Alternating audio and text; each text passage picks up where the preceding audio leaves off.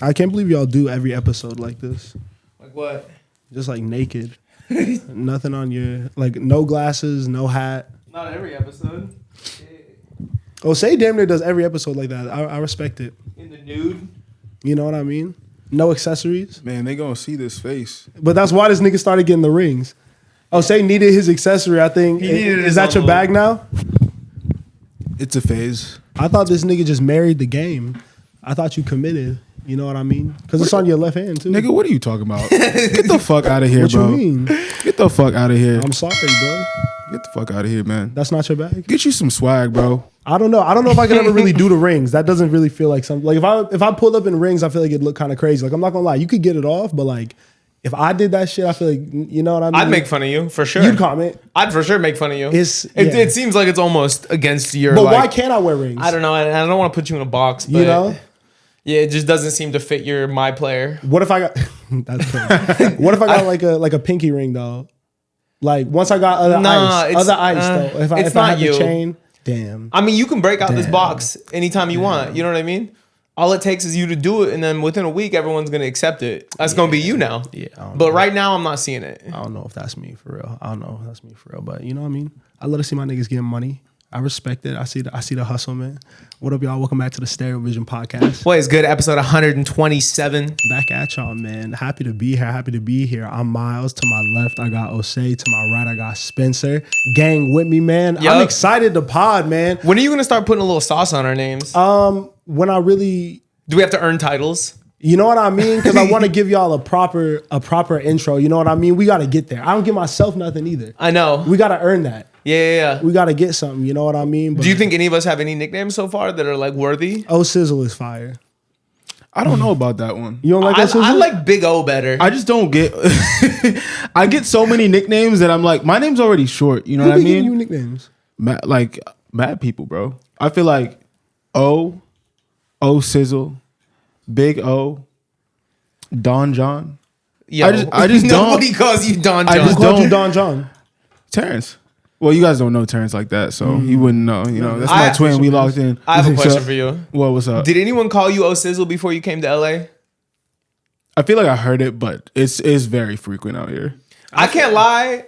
You can tell me if I'm wrong. I think I started that. I think I started that. No, I mean, he had it in the office before you even came on the pod. You may have started. I don't know. I'm pretty sure I started that. But it's a wave that I'm like very about. I'm like, all right, cool. Like it's funny, but shoulder shrug to that one. I don't use it no more because I'm like, I started it. All these lames ran with it. Now you're Big O to me, big bro. No, you started the wave. Yeah, you for know. sure. But you can't surf it. Can't surf it all year. Stop. So how is niggas living, bro? We gotta check in. You know what I mean? I feel like we've been moving around and shit like that. Osei was again.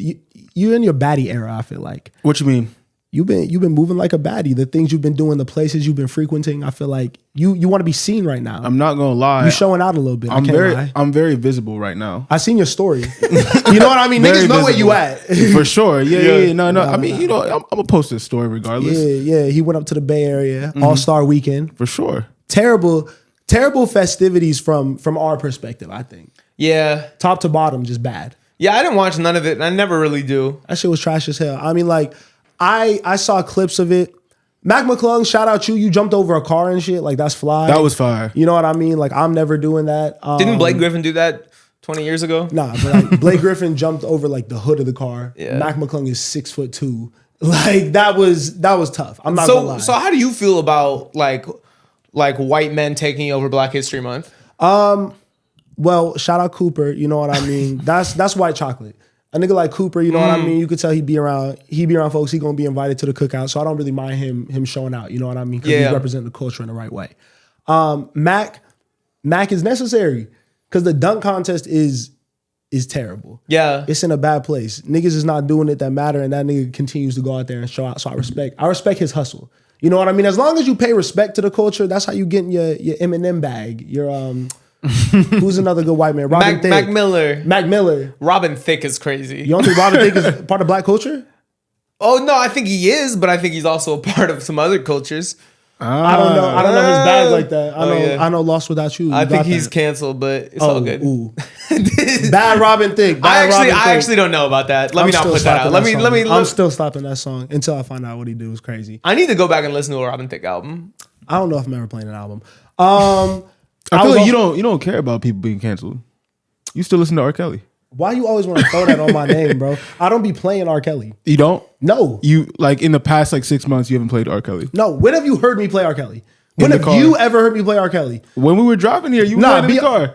We didn't drive here together, nigga. Why you lie? Don't get on these cameras and lie. Don't do that. Well, we don't usually drive together. But Talk about your weekend. How was All-Star Weekend? I don't hear you play R. Kelly, but the fact that when the cameras are off, you call him Kells, I'm like, oh. I don't call that nigga Yeah. I'm like, this guy I was never talking about that nigga, bro. Yeah. How was your weekend? It was good. It was really good.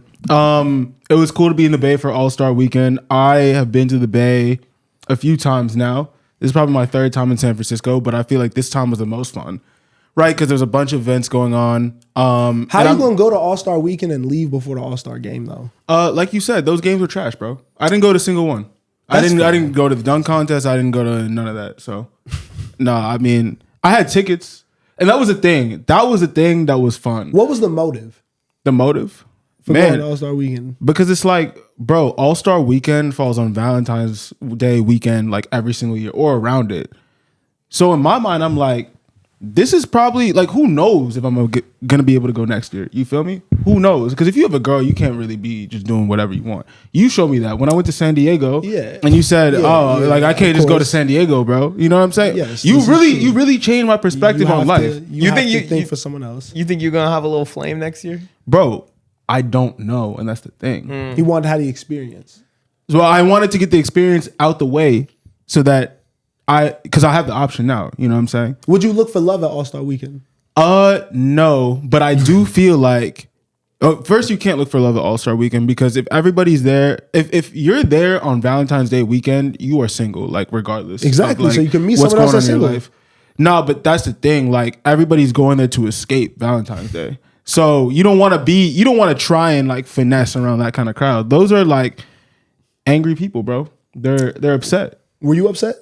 No, I just wanted to go have fun. So what if there was another person up there that want to go have fun? Well, what I'm saying is, I'm assuming the majority are. You feel me? Or they want to meet an athlete or a rich dude. This is why he's not going to fall in love, bro. Yeah, this is your problem, bro. You got to open you yourself are, up. To, you are a part of that community. What do you mean? That is in exodus to All-Star Weekend. Don't look down on your people. Wait, what do you mean? Expand on that. I mean, you there too. I'm not. No, 1,000%. But this is the thing: is Miles is asking me. Yeah. My interpretation of what he's asking me is, would I go there to find love? The answer is no, because I assume the majority of people there aren't there to find love. That's fair. That wasn't the purpose. That's fair. The purpose was to go have an experience. Yes. That I don't think that I will be. Well, I don't know if I'll be able to have next year. The phrasing was wrong. I think I was more so asking, are you open to love? Oh, for sure. That's what I'm asking now. Around Valentine's 100%. Day, you know what I mean? I think that was in the air. You know what I mean? What did you do for Valentine's Day, Spencer?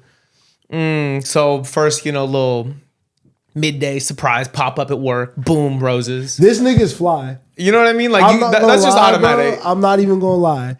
This nigga had the most lucky shit of the entire weekend. Because when you said that, I'm like, yo, that's the hardest shit in the world. Yeah, bro. so I basically pop up at my girl's work with the flowers. I ask her coworkers to go fetch her. You know what I mean? Mm-hmm. They're like, oh, fetch shit. is crazy. you definitely can't say that. You definitely can't say you can never fetch anyone. Please fetch me, my woman. But anyway, they're like, oh shit, she's actually at lunch. We just called her. She's around the corner at this cafe, So I walk over to the cafe, like with my roses. Unbeknownst to me, she's sitting there with her dad having a nice little Valentine's Day lunch. On my little surprise pop out. Optics were incredible. You know what I'm saying? That pull up is powerful. Yeah. For sure. Like look at me, really in love. No, that's fire. Pulled up a chair, didn't intrude, I'm just gonna be here for 5 minutes. Light chop. Y'all pick up your lunch, but Mr. Sir, how do you feel about how do you feel about Mr. Sir is crazy. How you feeling about Luka? You feeling good? Big lifelong Lakers fan, so quick chop, got out of there. Basically came back here, got the house prepared in a couple of different ways, you know what I'm saying? But she comes back, and it was some chill shit. We went to Koreatown, went to cool. You put your name in, so you have you name dropping your spots now? Oh, I probably shouldn't. That spot is low key so good. We can bleep it out. Yeah, but bleep that out. It is pretty popular though. Like I do feel like because whenever you go there, there's like a mad long line. Yeah, I mean we said okay, we'll this do it. This is a known spot. Yeah, no reservations. So you expect an hour wait. Ooh. But it's in K-Town where there's so much shit going on. So basically we put our name in. It's an hour wait. We were expecting it. We walk across the street to another spot, a fun little soju bar. You know what I'm saying? Arcade, play some games. Walk over to this other little spot that's like a photo booth spot. Take the photos. By the time we're done there, the table's ready. Have a nice little chop at dinner. Yeah. We go to a little spa afterwards. You know, do a little spa vibe. Come back here. You know. You did your thing. Yeah, we had a great night. Did your thing, bro. Yeah, That's fly. What about you? We was on some chill shit because I did it up for the ask. Yeah. You know what I'm saying? That was my plan. But we both were just on some like after work stuff. We linked up, got food, and we stayed, and then we started Severance. Yeah, but I did the whole like when she pulled up, you know, flowers, chocolate shit. Gave her that. Yeah. And then she gave me gifts. I wasn't expecting nothing. Do you expect things on Valentine's Day? No. Should we? I like expect like, oh, I need it. No, but like I assume it's coming. Like I do feel like Valentine's Day is for women.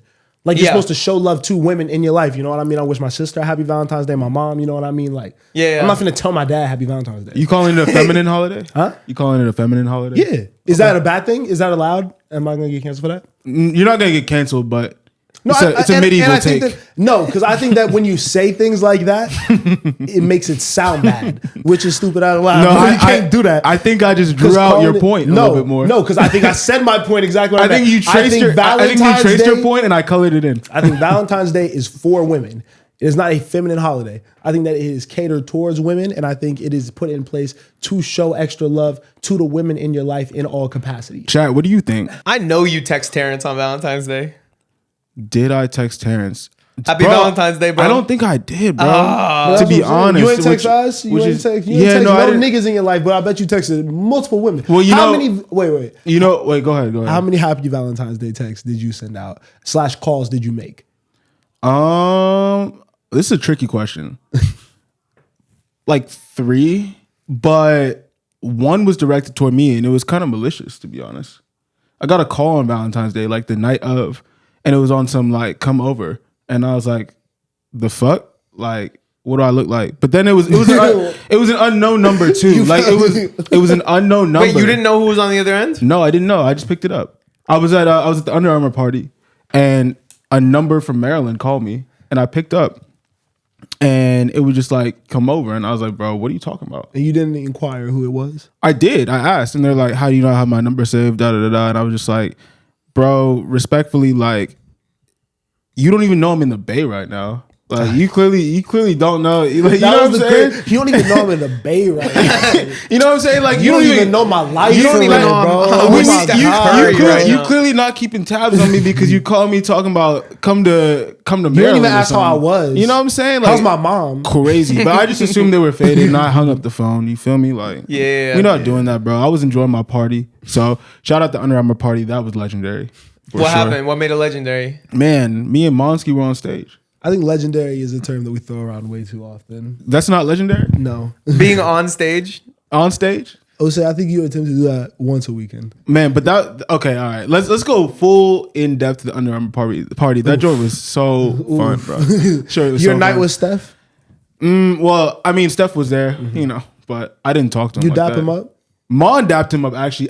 Yo, the craziest part of that night was that, so Mon got on stage. I'm like, all right, let me just act as his security or something. So I'm standing there. I have like a big black coat. You feel me? So I'm looking real tough. But then I realized no one cares. You feel this me? nigga trying to be security is the craziest. Yeah, why was that where your head went? Then, well, you know, I had a few drinks. You feel me? So I was like, but then I realized no one cared. That's the great thing about these parties, especially for this weekend.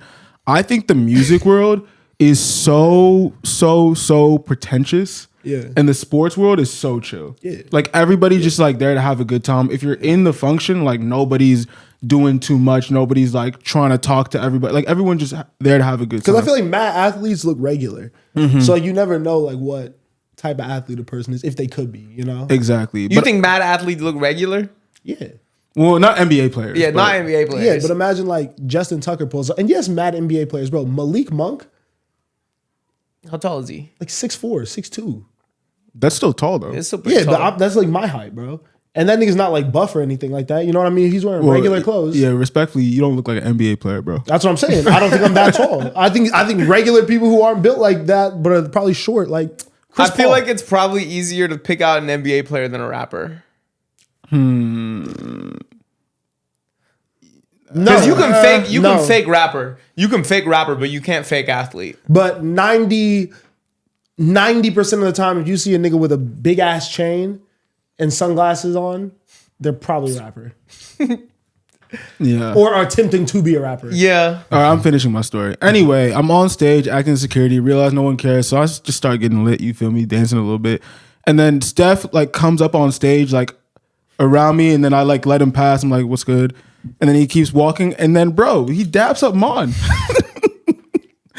I'm like, bro, what? Like Curry dapped up Mom first. Like he like went in for the dap first. Like he walked by me like politely, respectfully. Like he walked like he by shoved me. you out the way and was like, yo. Like I stepped out the way for him because I see Steph Curry and I'm like, all right, like let me just step out the way. And he acknowledges that I stepped out the way like a polite dude. Yeah. But then he gets Mon's like behind the DJ booth next to Chase B, Travis's DJ, and then he just daps him up.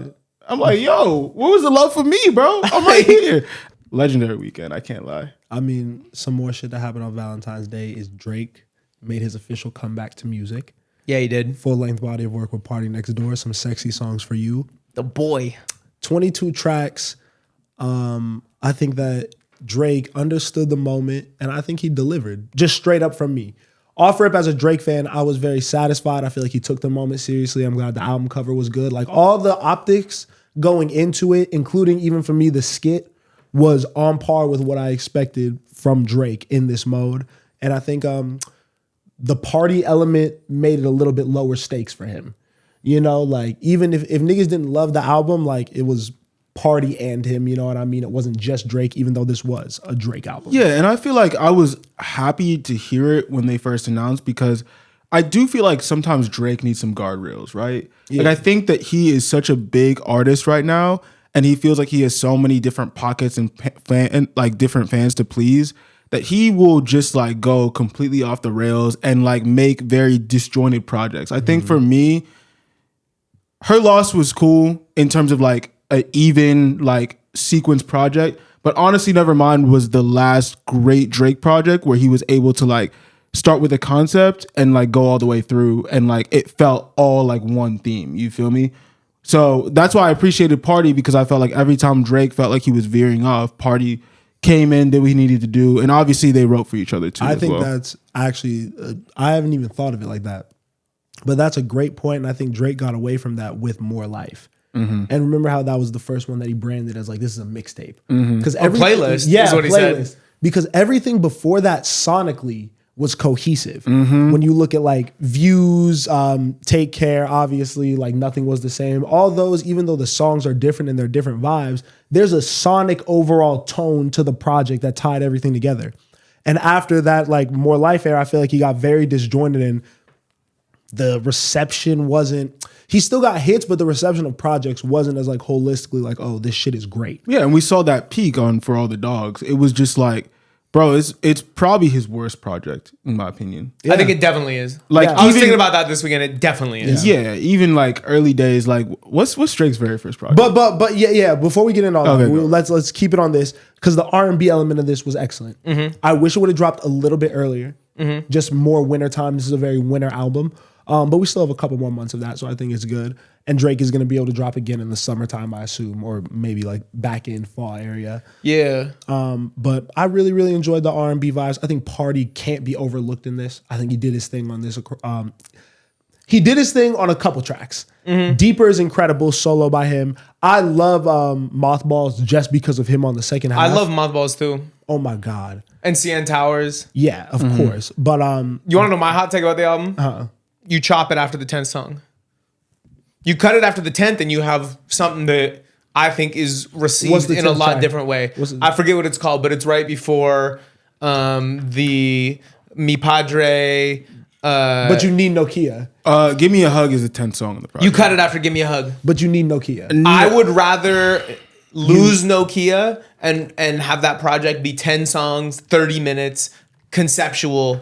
I was looking at those first 10 and I'm like, wow, yeah, he did the right thing for his pockets and for his streams by including the hits, because also Die Trying Isn't that that's the pop record with Yeah. Yebba? Yeah. It's like those are good songs, but you could hold those. Yeah, I mean, I see what you mean by that, and I don't completely agree, but I do think that the second half of the project is a little bit more disjointed, and I feel like it's because he's trying to be like experimental. Or another take I kind of have is that a lot of these are like low-key throwaways.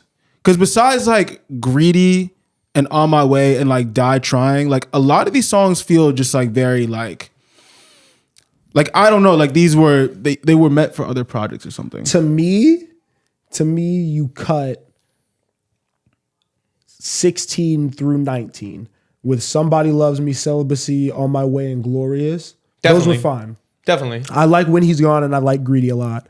I think Die Trying and Nokia are essential because Nokia is going to go.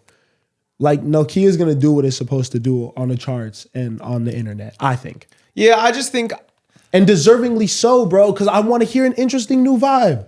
For sure. That first half of that song kind of throws me off. I like the second half, but it does feel very like throwback yay in a way. That's fun. And well, Party's not on that, right? That's just Drake?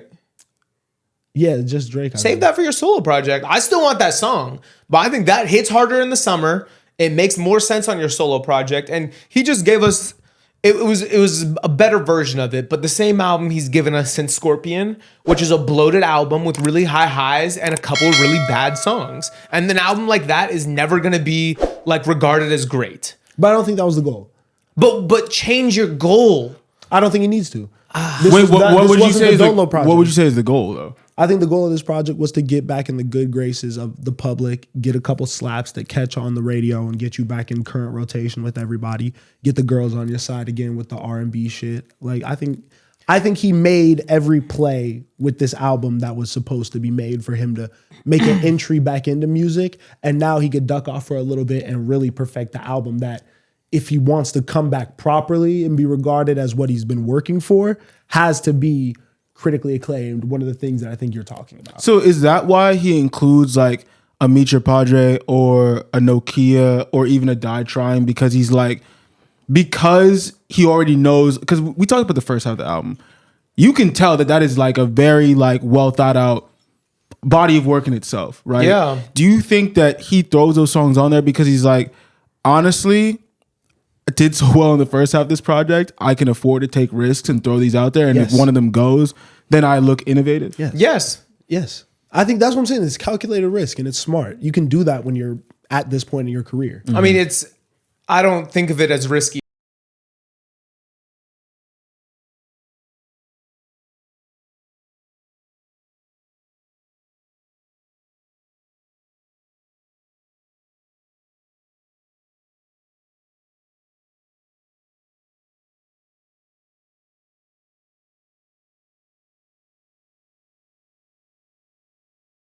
Album don't hit like it's supposed to, now you look crazy a week after the Super Bowl.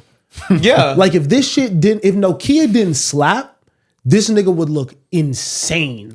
But after Meet Your Kendrick just Padre came don't over? slap. That's what I'm saying. But that's what I'm saying. He looks a little insane But for that's making why- a song like that. A lot of the commentary I'm seeing on Twitter is not about the album. It's how terrible that fucking song is. Fuck with me. And how embarrassing it Yes. is after everything that he was criticized for months. I agree. Calculated risk. You can do something like that and attempt it, and it can get that reception if there's enough slaps on the album to make it so that you're not an absolute clown. Because that shit on the timeline isn't shit about, oh my God, Drake is a bitch, da da da. It's just about that song, and that's fine. I don't really get why he made that song because again, he's got 3 Spanish songs I know of. It's the one with Bad Bunny on For All the Dogs. It's this one. And then he's got a song with, I think it's Romeo Santos. I'm going to look it up. It's called Odio, where he's actually speaking Spanish and it sounds good. But I feel like the Gently song with Bad Bunny and this are in the same category where he's like doing the Spanglish thing and putting on a weird accent. It just sounds strange. I think the genre has advanced past him. Mm-hmm. What genre? Wait.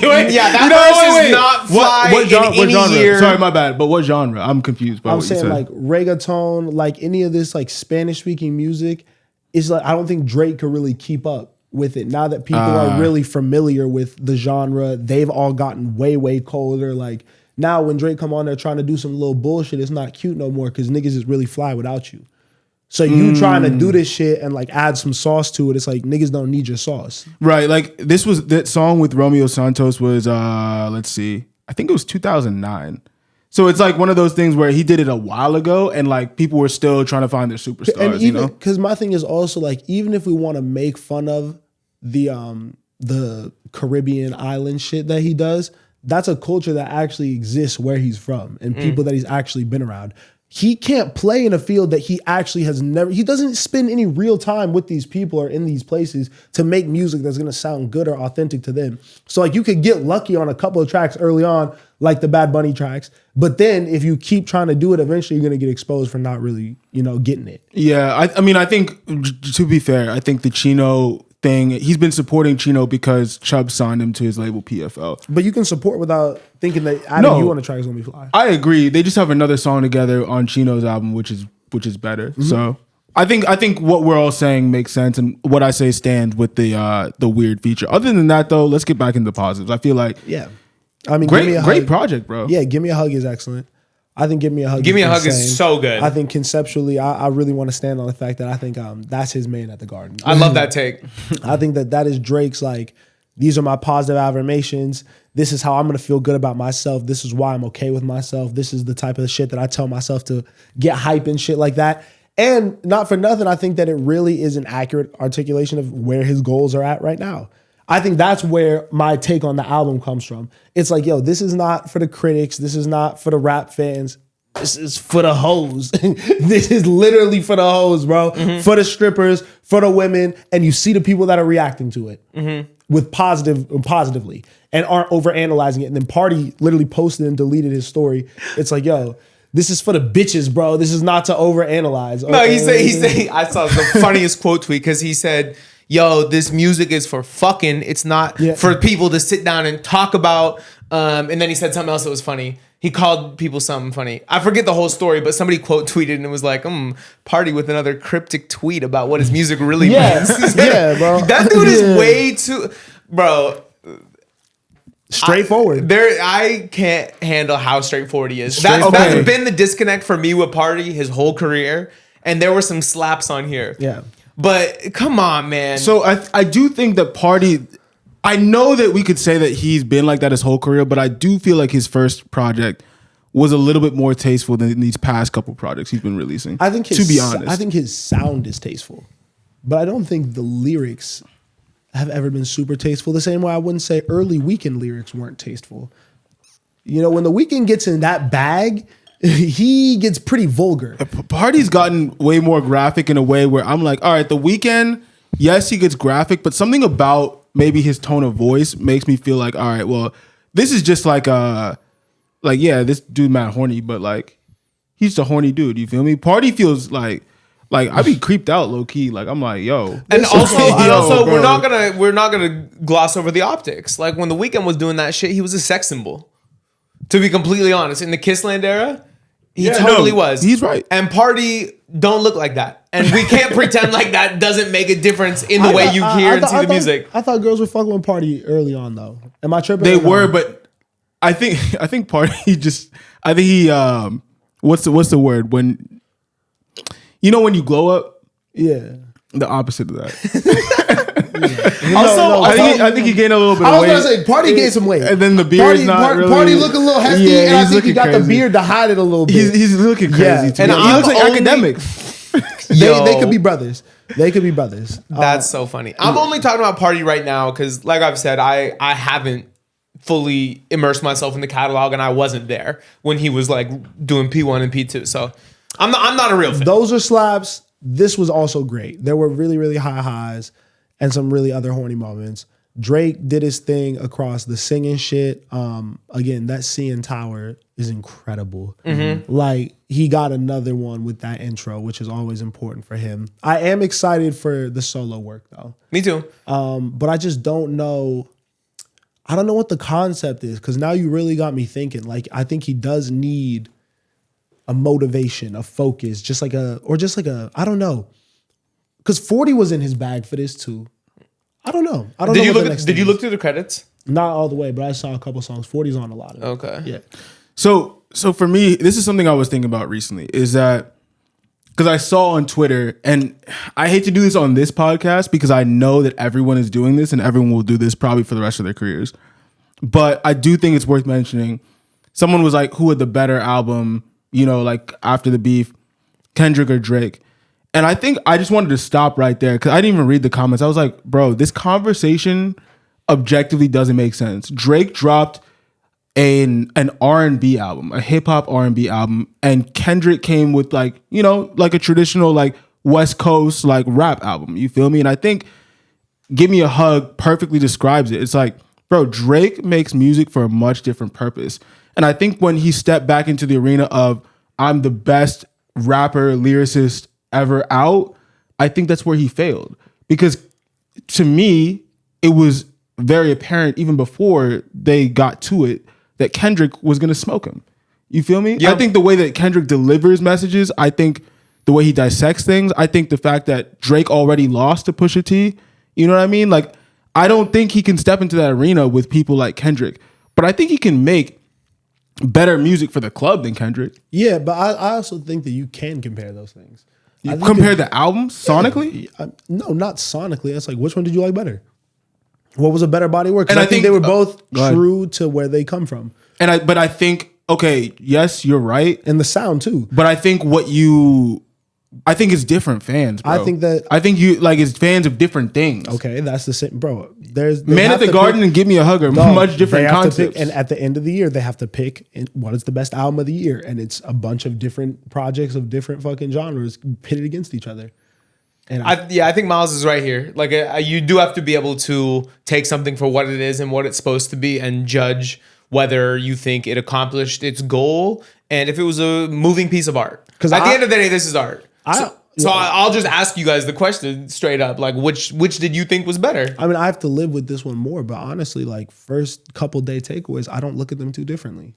Okay. It's close. And I probably am going to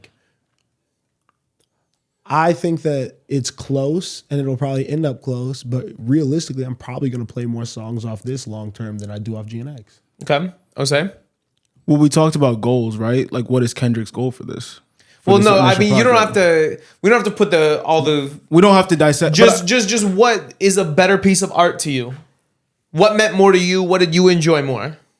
I'm just gonna go back to what's the better album. I think that I agree with Miles. I think long term, I'm probably gonna play more songs off the Drake Party Next Door project than the Kendrick project. But there were also more songs. It's also an R&B album. It's also more what I like to hear on a day to day. What I like to hear when I'm going out. So you like this one better than GNX? I do, but I don't like the conversation of what was the better album. I just feel like they're very different and they live in different spaces. And I like what you said about did it accomplish its goal. I think GNX definitely is accomplishing everything that I agree. it was supposed to do. I agree. We don't know about this one yet, but after hearing it, I'm like, okay, I think it's going to, because I think he's going to get a few hits off this. And I think that ultimately what Drake needs to do in terms of positioning is get himself back on the charts. Yeah, I agree. And I think this is going to do that. Do I think it's the best Drake project ever? No. And I don't think GNX is the best Kendrick project ever. Both of them are just all right to me. Both of them are mixtape vibes. Both of them are not the final body of work that I think we were waiting for both of them, to me. I think that they both were trying to dedicate something to the sound they come from. This was super, super authentic Canadian R&B to a T. That Toronto dark R&B sound that they popularized, they went back to that and did that for the majority of this project. Kendrick bodied the West Coast sound and did that for his entire project, you know? Do I get to answer? Yeah, which one? Y'all already know. I mean, to me, it's not close. To me, I think GNX is far better. I think moments like Meet Your Padre, just like embarrassingly bad songs. But don't do that, like, because you're not listening to. How often are you playing fucking GNX? A lot. The title track, really? Yeah. It's grown on me. But are you playing like every song off that? Yeah, I'll go top to bottom on GNX any day. Wow, I don't play it like that. The title track is probably the worst song still to me, but it's grown on me a lot. I don't think there are any egregious misses. I don't even think there are any songs that I don't like on GNX. It's quick. It's to the point. I think it holds some of the better songs in Kendrick's discography. Like, I really believe that Reincarnated is a top 10 Kendrick song. Yeah, but besides that. Well, does Drake have a top 10 song of his catalog on this album? I don't think Reincarnated is a top 10, but I'll agree with your point that you could say that it could play. Yeah. Luther is one of his best hits ever. That's an incredible song.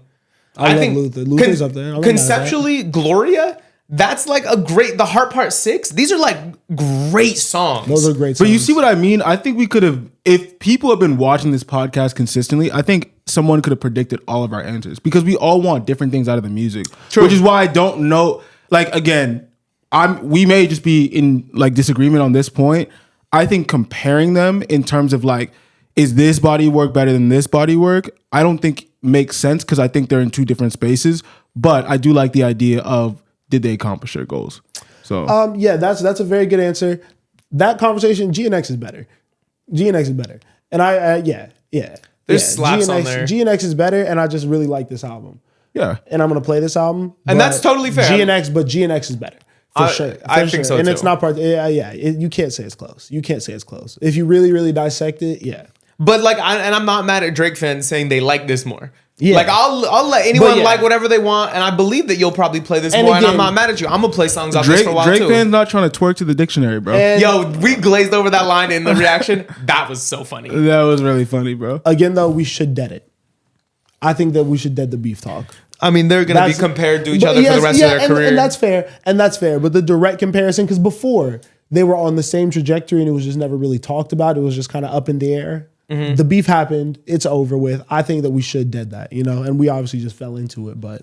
Yeah, I think we're gonna probably keep falling into it, but I agree that I don't think so. I mean, we're not writing it on the board. You know what I mean? But I do think that they have become just like super nemesises, super nemini at this point, whatever the fuck you want to call it. You know what I mean? And like, it's gonna be a story that follows them the rest of their career. There's no escaping it, and definitely the rest of this year because Kendrick is about to embark on a tour with SZA. You know what I mean? And now Drake announced that he's doing 3 days of wireless. You feel me? So they're both playing to their strengths right now. I didn't know about the wireless thing. Yeah, so Drake announced today that he's doing all 3 days of wireless festival in the UK. Fire. Which is super dope. I think the first day is him and Party. The second day is Drake and the Mandem. And then the third day is Drake, Burna Boy, and Vibes Cartel. So cool. Which I really liked because first, very cool look. International, but I remember there was a line where he was like, "You pussies can't get booked outside of America for nothing." When is this? And I thought, this is in the summer, like July. And I'm like, that's kind of, I don't know if people are thinking that deep, but that's the first thing I thought about. I was like, he's doing the Australia thing, he's doing the UK thing, he's literally doing things that other people couldn't do. This Burna Boy album is gonna be special. Oh, for sure. I'm excited. The promotion. He removed himself from all of his covers on Apple Music and his profile. He's no longer on it.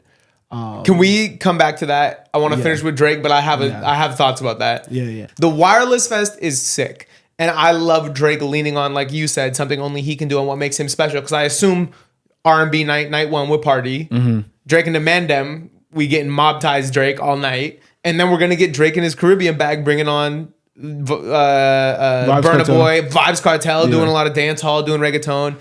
I think that is something only he could do. Because if I'm there, I'm seeing him every night. I couldn't miss that. Mm-hmm. Is he a great performer? I've never seen him live. The Drake show that I went to, I didn't love him as a live performer. I feel like Drake shows are lit because everybody knows all the words. I feel like it's the songs more so than the performance. But what makes a good performer though? Because I don't feel like he is one, but I feel like he definitely is running around a lot, and he's like, you feel me? He's running around. No, literally, if you see a Drake show, bro, all he does is he'll take the mic, you know what I'm saying, do the fuck down nigga at you. And then he'll, you know what I'm saying? That's all he does, bro. It's just really funny. But I enjoy the show because I love Drake. I like that the mic is on with him. He do be singing the songs. Did you see the video of him walking around with the smoke hoodie and it was like he was clicking the smoke in his pocket? Was that recently? Yeah, that was in Australia. Oh, that was weird. That was right after the shit. He's crazy, bro. I think that was after the day after the Super Bowl. That's a pretty bad outfit, no? Yeah. Do you guys like it? It was a crazy outfit. It's disappointing. It was a bad outfit. It was an awful outfit. But I don't know. I just don't feel like he's a great performer. Yeah. Did you see him and Party doing that intimate show in Australia? Yeah. And they were performing Marvin's Room, and he closed his eyes. You know, like, he closed his eyes when the white girls were saying the N-word. He was like, do y'all want to be in that room though? Is my question. Like, I seen that video and I'm like, I don't know if I want these niggas serenading me that close. yeah. If I'm being 100% honest, It was kind of strange. I mean, I've never seen Drake obviously do that intimate of a show, but yeah, even the camera angle, I was like, he was looking weird. Cameraman was mad close. Yeah. All in this nigga's face. I'm like, I don't know if that's. He didn't look like a superstar in that video. He was looking more like, it was looking karaoke-ish or talent show. The optics were a little crazy. The optics were a little crazy. I don't know if I wanted to be in that room. I don't know why. But again, no hate. I feel like I love the Drake album. Yeah, I do want to. I think I kind of hated on the Drake album for the first 30 minutes of this conversation. So I do want to say, like, I did also enjoy a lot of the songs. I think This nigga posted on his story and shit. Yeah. I think Small Town Fame is like a really, really good like Drake rap song. I think Party had great moments. I'm trying to remember. I mean, I love Nokia. You know what I mean? Like, and I didn't know how I felt about it off first listen, but I think it's a really fun song that I want to hear played outside. And I love the pop record too with Yebba. So like I was hating, and I still don't think it should be 22 songs. I still would cut those and save them for the solo project, but there's some slaps. And not for nothing, Drake albums always get better with time. That's facts. And you always grab songs. Yeah. So if we like 10 to 11 and in a couple months this looks like 15, because we are, even with the GNX conversation, which even though I still like off jump think GNX is a stronger project, we haven't given this one its due just. Facts. It came out 3 days ago. I'm gonna really play this album a lot. So it could really it could do something. I want to do a couple more quick album comps. I know, like you just said, we haven't given enough time, but I do want to ask off first impressions. Are you feeling this or Hurry Up Tomorrow by The Weeknd more? Hurry Up Tomorrow, probably. Osei? I feel like Hurry Up Tomorrow.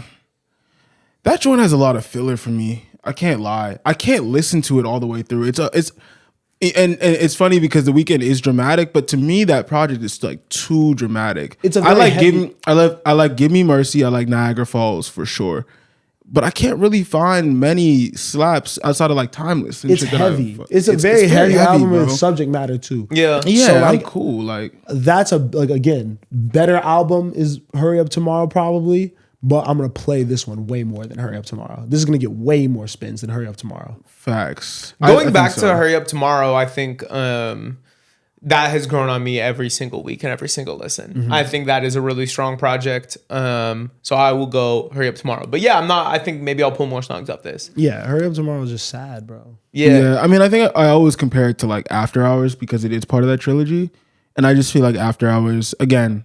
Way older project, but has like way more songs that I enjoy. Like I can listen to that project all the way through. I can't really listen to Hurry Up Tomorrow. Like Hey, that. well, that's a classic.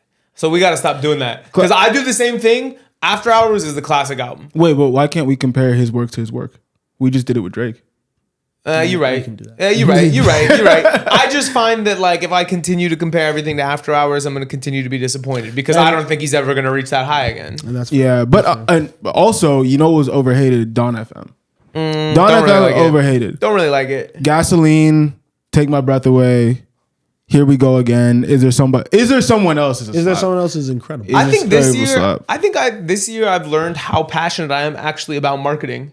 You know what I mean? I think I used to think that it was something that I would fall back on because it's what I got my degree in if other shit didn't work out. But I think this year I've started to really see how much it affects my listening experience. And the fact that that Don FM cover is Old Weekend drives me fucking crazy. I don't listen to the project, bro. And I don't like I don't like the whole energy that was surrounding The Weeknd when it came out. I don't like the way they rolled it out. I didn't feel like I got it. And I felt like it went from such a stark art direction that was so potent and fire to just something that was not thought out at all. Yeah, And that definitely affects the way I think about the album. I had such a similar experience, especially because at the time, like I was working like in Gunna's camp. Yeah. So like they dropped the same week and Gunna went #1 over the weekend. And I was like, bro, why would I even listen to this project, bro? Yeah. We pushing P over here right now. You feel me? Even though it's so funny, that song was probably like the worst song on the project, but like that whole like emoji thing and that whole vibe, like completely overtook like the internet for probably like a good month, and then it was over. But Oh yeah. yeah, but on a more serious note, it is again marketing one. You feel me? The Weeknd, I feel like, even though there was clearly thought put behind like the idea behind it, the execution and the album cover just it wasn't there. I feel like a similar thing happened with Party's last project before this, Party Next Door, where it was like the project was really good, but that album cover was ass, bro. Yeah, Because you know what else I've learned? No was pun literally intended, ass. but it's literally ass. Literally ass, bro. I think we talk about aura, and I know it's funny and cringy, but people do be talking about like Playboy Cardi's aura, Shay's aura. You know what I mean? Dawn FM was an aura-less album cover. It was an aura suck, to be honest. But what I'm saying is, I think I've realized that you accrue aura through marketing. Don't say accrue. Never say accrue. no, I think that was a good way to phrase it. I think there is a way to manufacture what we come to think of as aura, and I think that's through good marketing. What musician has the most aura right now? It's Cardi, bro, and that's great marketing. You know what I mean? No, he's right. Like it's He's not like right. there's any music to make Cardi's aura what it is in the last years. Literally Look no at music. what podcasts are in 2025. What musician has the most aura?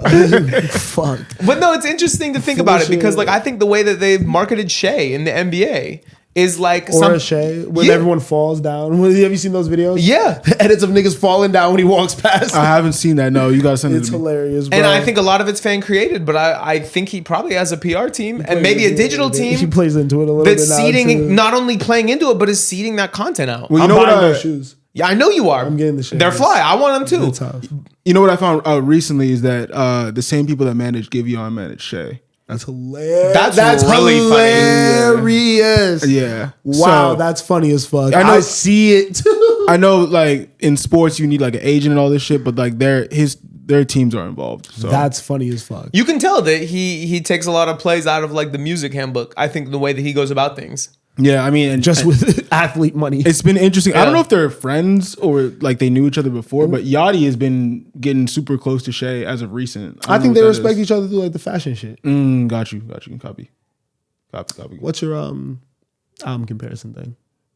Oh, I was gonna ask you about I was gonna ask you about the Weeknd, and then I was gonna compare it to Her Loss, but I think we're all probably on the same page here. But I'll do it anyway. Do you like this or Her Loss better? I think these are gonna be close. Okay. Really? Because I feel like you hated on Her Loss a lot. Yeah. And I think you really like this. I think that I like this now, but it could go either way. Okay. You know what I mean? Like I hope I grab more songs and like it more, but I could also maybe fall off of it and like it less. Fair. But yeah, I think this and Her Loss, because Her Loss has some slaps. Her Loss does have some slaps. Sure. You know? This feels like a bigger moment to me though, and I don't know why. I think it's because we are all in anticipation of Drake's next move now. Whereas when Her Loss came out, it was more of a surprise, right? And like we were like, oh, like Drake 21 Savage album. Like it was more like this is cool. Like, are we saying where like, can we just rank the collab albums? Yeah. Rank the Drake collab albums. Because it's definitely What a Time to Be Alive. Off jump, if I have to put this in a ranking, I would probably go What a Time to Be Alive, this, and then Her Loss. Is it just those three? Yeah.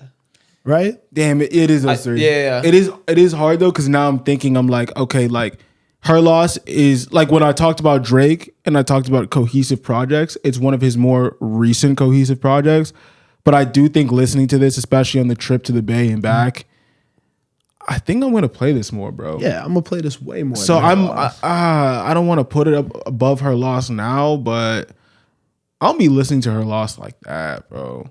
To be honest, Yeah. Spencer, I feel like you have a little bit of a different relationship with Drake than me and Miles. So I want to know for you, when was the split? When were you like, bro, this guy is really not that great. I have other music that I listen to that I feel like is better. You feel me? I think it happened way before For All the Dogs, or did you ever really like Drake? Because I feel like I really like him as an artist, and I feel like you like him, but you're not as big of a fan. Do you know what I mean? I'm not trying to put you in a box. No, it was Scorpion. Okay. 2018 is when I was like, okay, I don't think this is the best artist I listen to. I still am gonna listen to every project with open ears and grab a ton of songs that I'm gonna play a lot. Drake has ended up in my top 5 artists played a lot of times. You know, I'm definitely not a hater, but I think in 2018 I was like, okay, he's not one of my guys. You know what I mean? Yeah. Ooh, since 2018, how many times was Drake in your top 3 most listened to artists? I can't remember, but definitely a couple times. Definitely 3 or 4 times. Yeah, I feel like until like the last like 2 years, you were probably a pretty big Drake fan. He was probably actually in my top 5 every year except You for the know? last like 3 years. Yeah. I feel like recently, I was gonna say, I think it was when you started dating Kaden. I think that's when you fell off Drake a little bit. That's actually a good take too. Cause you won't like, yeah, that's a good take. Yeah, because I feel like you guys play a lot of music around each other too. Yeah. And like you're not gonna play Drake like that. And I think he already wasn't like, you know what I mean? You already had those feelings from 2018, and then that on top of it, it's like there's mad at the Not only am I never gonna play it in front of my girl, but I think a lot of the things that we talk about kind of go against Drake's philosophy. Yeah. You know what I mean? Yeah. I think I started to become more rooted in beliefs that don't really gel with what he's talking about. You know, so like I don't relate to Drake music. There's a weird, and I asked this, but another thought popped in my mind, right? And if I'm not explaining it right, just ask me more questions. Bear with me. But I feel like probably around that time, probably around Scorpion, there was a weird divide when it came to like people like liking Drake, like the passive casual listener, like, okay, like I like him as an artist, and like this like cult fan base that was like ride or die. Drake is my number one. Y'all can't talk shit about him. And I feel like I've noticed that since this Kendrick beef, right? Because if you go on the internet, there's some Drake apologists But I disagree. literally won't. But you didn't even hear what I said. But I'm saying, where did you lie? What do you mean? Wait, let him land. Okay, land. Yeah, I'm saying like there's like at its very far left or far right or however you want to take it. That Drake cult fan is on some like he can do no wrong. Y'all are lying about him. Y'all don't understand us. Like this is an us thing.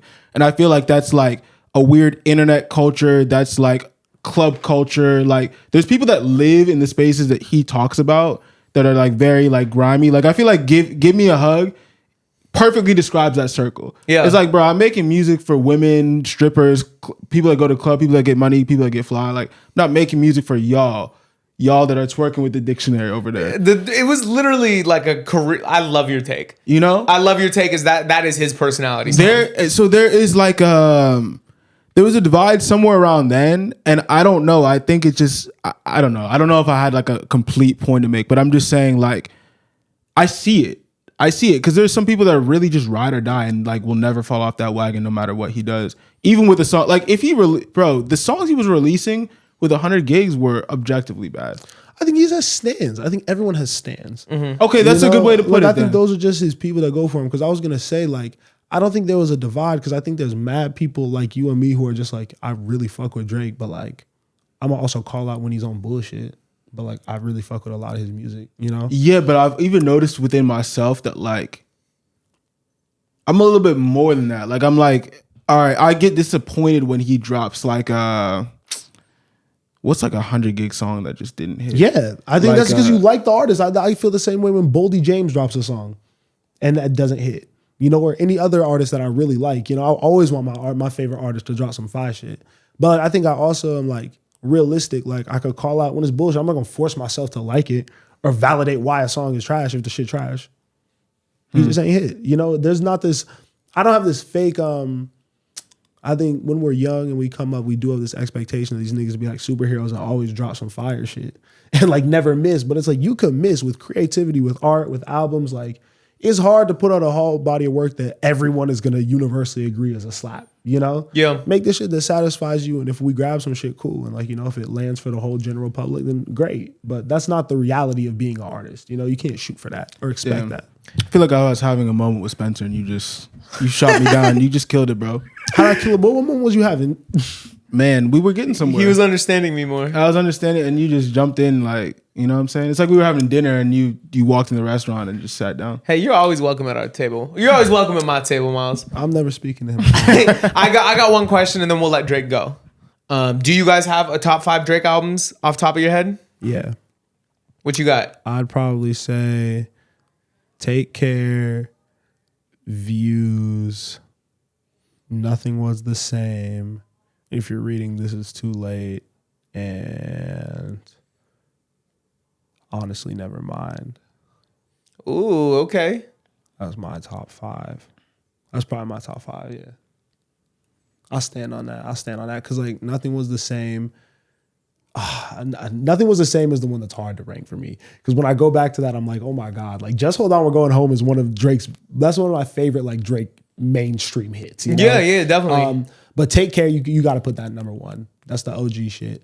Number 2, I said Views. Yeah. Because that's a combination of the new vibes and the old vibes, I feel like. Because he still gives you the tracks like Western Road Flows where he's rapping, Views where he's rapping, but also has Controller and One Dance and shit like that. Yeah. Nothing Was the Same. OG Drake perfected all the old vibes. I feel like that's done to the max. Number 4, I said. What was number 4? You said. If You're Reading This Is Too Late. Yeah. Best Drake mixtape ever. Like, Yeah. Bars, killing shit. And then Honestly Never Mind is just, I think that's underrated, but I think that's going to be played for the rest of our lives outside. Yeah. Honestly, Nevermind is cool. I do really like Honestly Nevermind. And I think it is also underrated. I think it's overly hated. Front to back too. Like it's cohesive. Not that like I don't think there's really any skips on there. Mm-hmm. Yeah, that's his most cohesive project.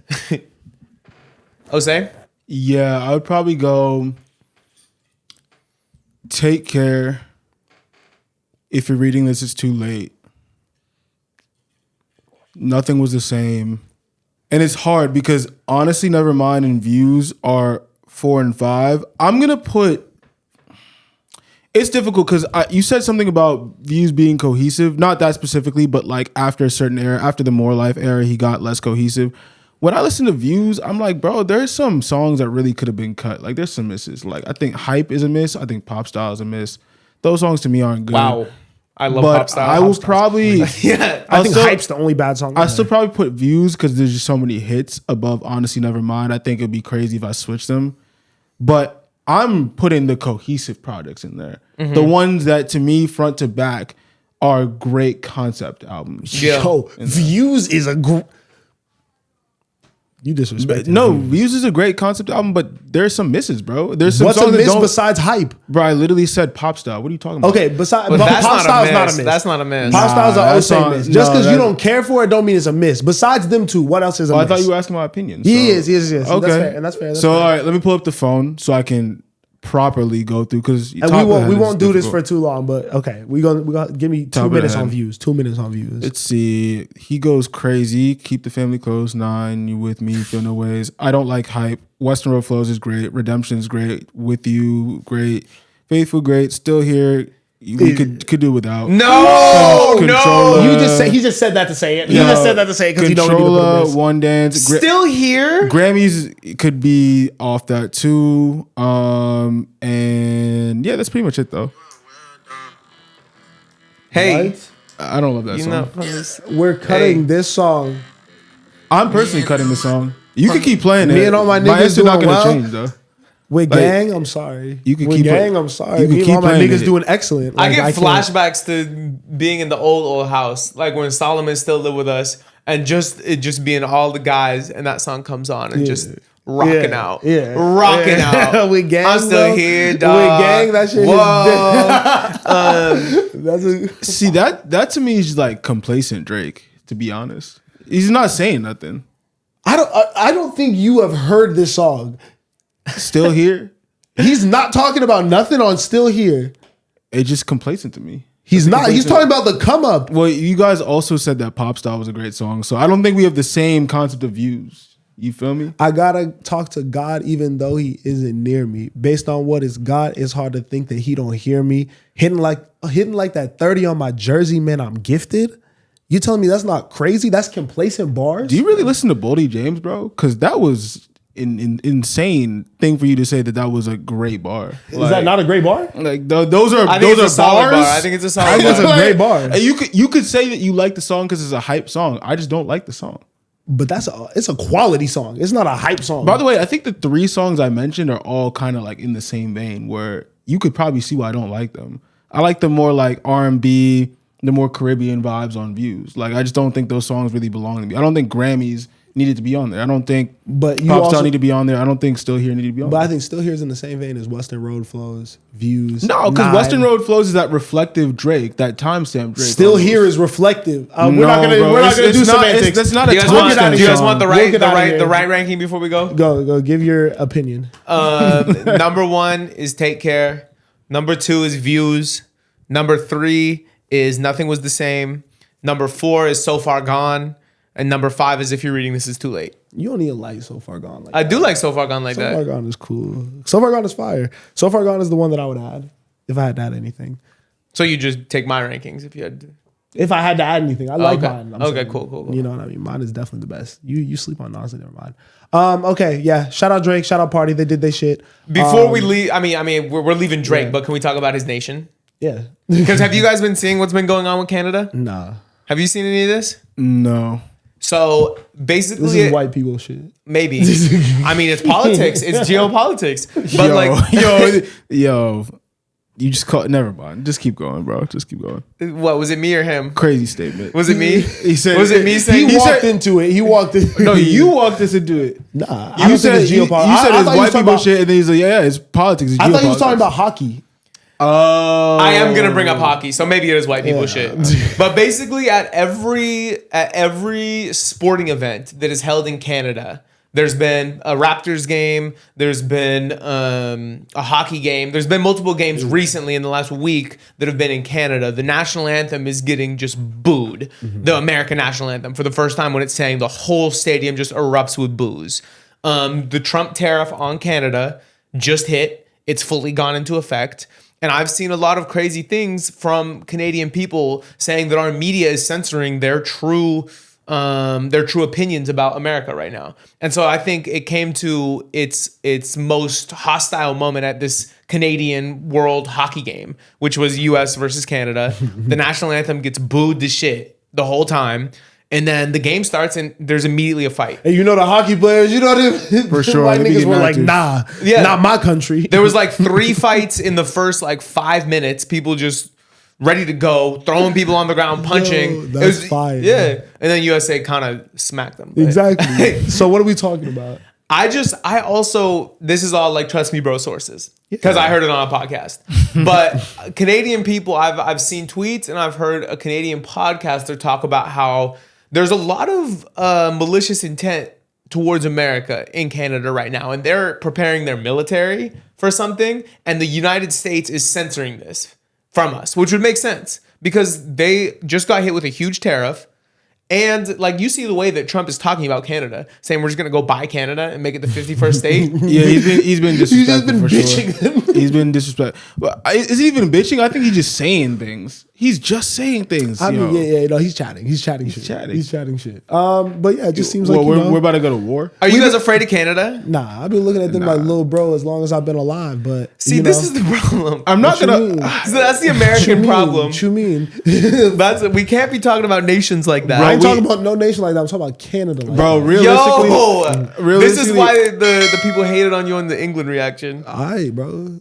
I Come don't- do something. I don't want to go Fuck, to. nigga. I don't want to go to war with anybody. I don't want no smoke with nobody. Facts. But it is a fact that the U.S. has the biggest and most powerful military in the world. That's just a straight fact. Is it still a fact? and now Yes. let me get And we have unignorant. mad nukes. So I'm gonna get unignorant for 2 seconds because again, this is a podcast and like what I say does not matter that much. You know, I don't want to smoke with nobody. You know, I don't give a fuck about what y'all on. You know, I hope y'all don't come do some shit to us. But like, what are they gonna do? What is these niggas really gonna do to us? I don't know. How do wars start? Also, we're gonna fight over like Trump saying they should be the 51st That's what I'm saying, is state. niggas no, gonna pull they're up. gonna Like, Trump what are we over. doing, bro? They're gonna fight over the tariffs. But is niggas gonna pull up? The Like, what tariffs we are doing? fucking up their business. But what are we doing about? Like, what are they doing?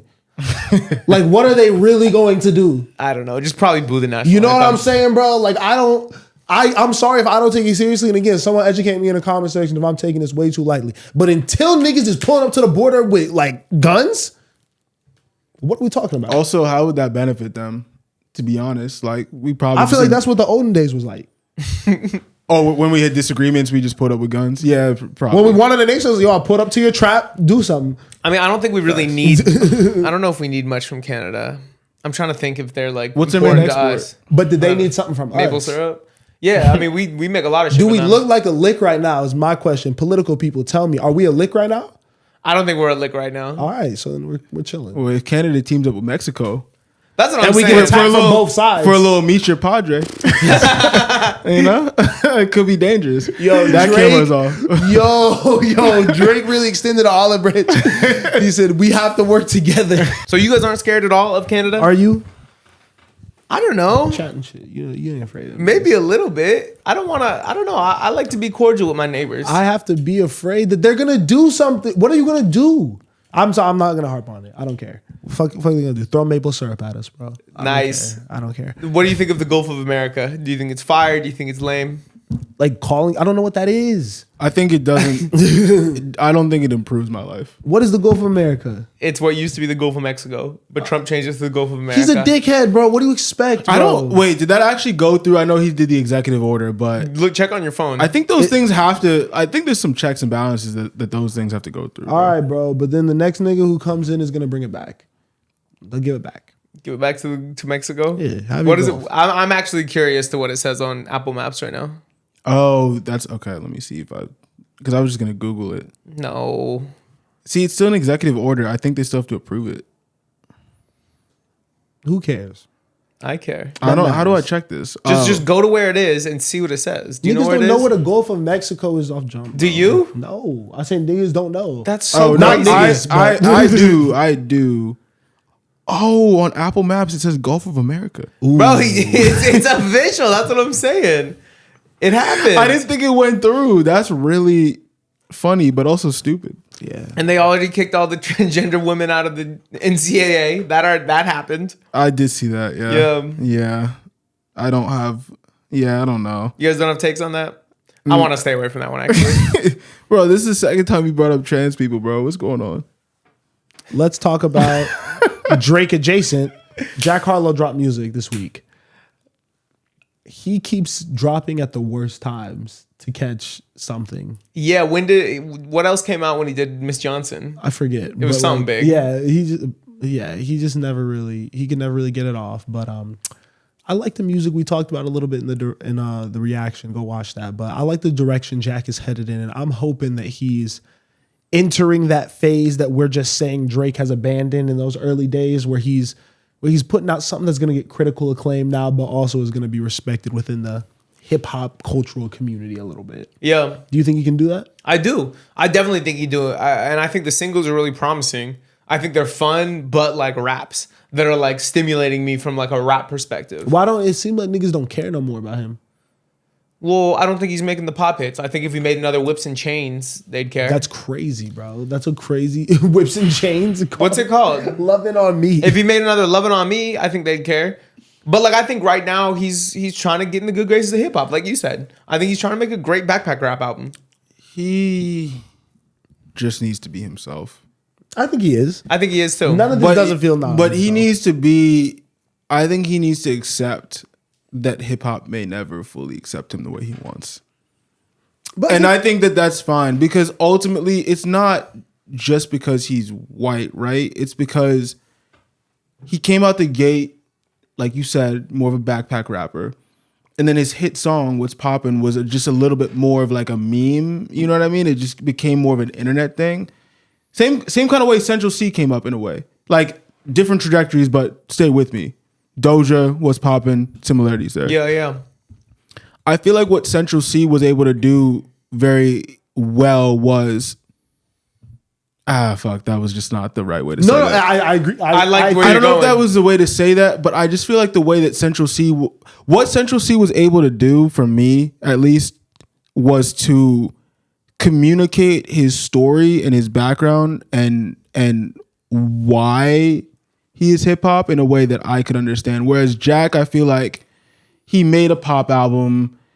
It didn't really hit. Then he had the Lovin' on Me thing. And he just went back to like his main source of success is from these pop records or basically music that is like almost like making fun of the genre. At least to me. I know that's not the intention, but it's like It's not bro, making fun of it, bro. No, but I'm saying like, okay, so he released Jackman, right? A serious project, a serious rap project. When he tries to get serious, when he tries to get deep, okay, this is the point. Central C, when he tries to get deep, when he tries to get intimate, when he tries to get, oh, that's so fucking gay. Fuck.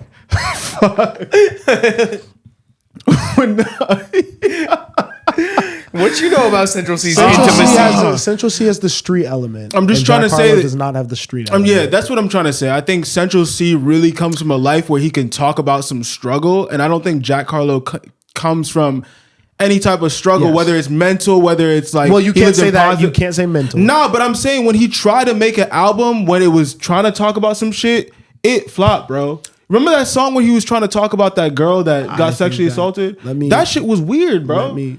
The guy's making up struggle. Comparing. He's not. He's making up struggle, and he really just needs to go back to making hits, bro.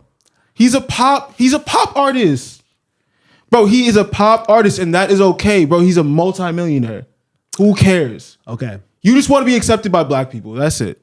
You did. That's too really much. it. You did. You did No, too much. that's really what it is, He's bro. he's been rapping since the beginning of his career. Since the Okay. very beginning of his career, he came up to this genuinely true to rap music. Okay. So to say that he's trying to turn to it now disingenuously or is not genuinely part of rap hip hop culture is not true. That's not what I'm saying. I'm Well, saying he's perceived a certain way, and he's fighting against that saying, perception. I don't think he's. How But is it's he like, fighting bro, against the perception, bro? Because he wants to be accepted. What as did part he of do to their fight against the culture. perception besides just keep rapping?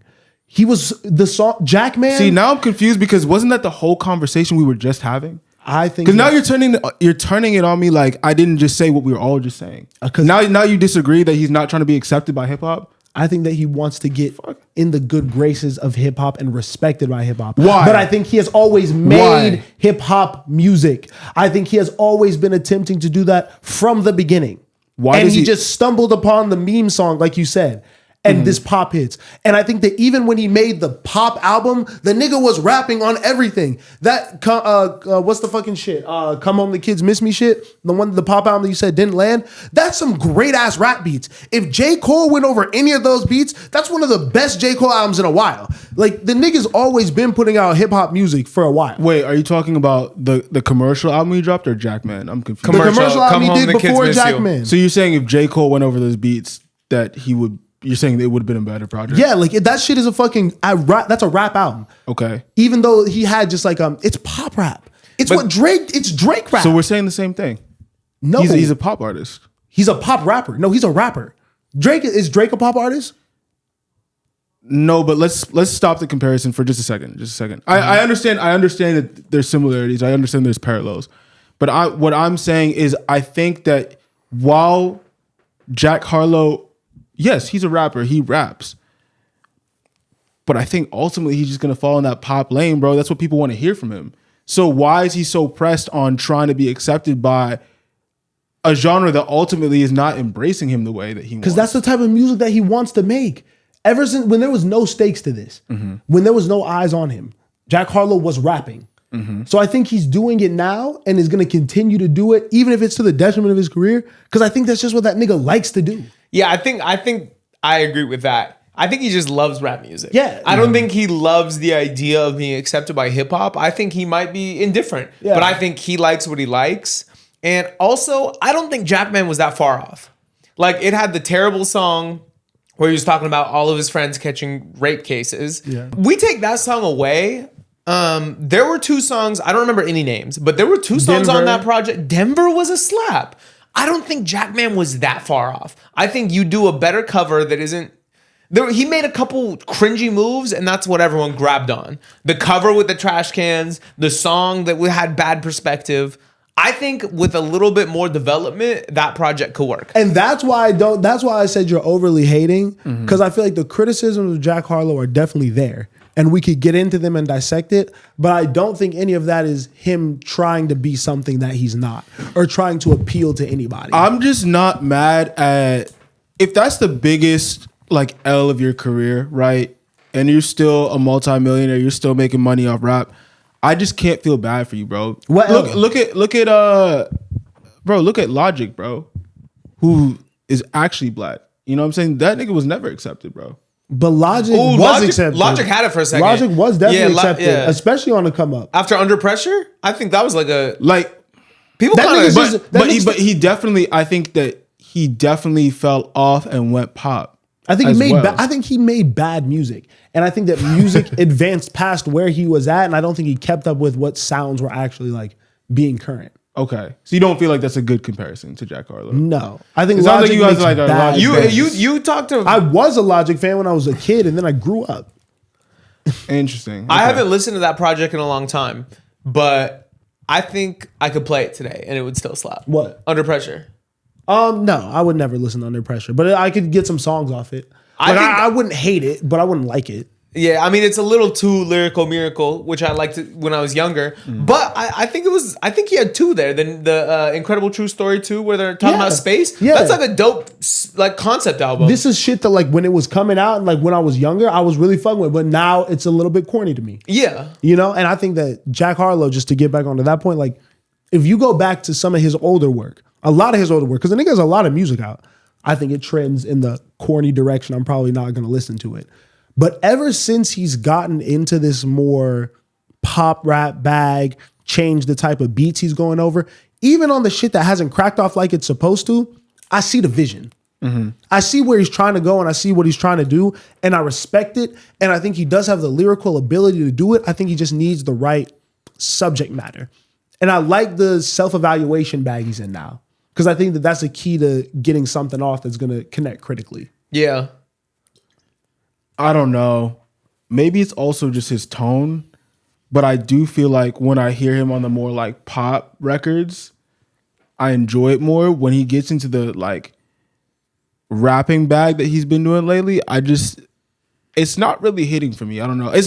I'm not saying that the lyrics are bad. I'm not saying the delivery is bad.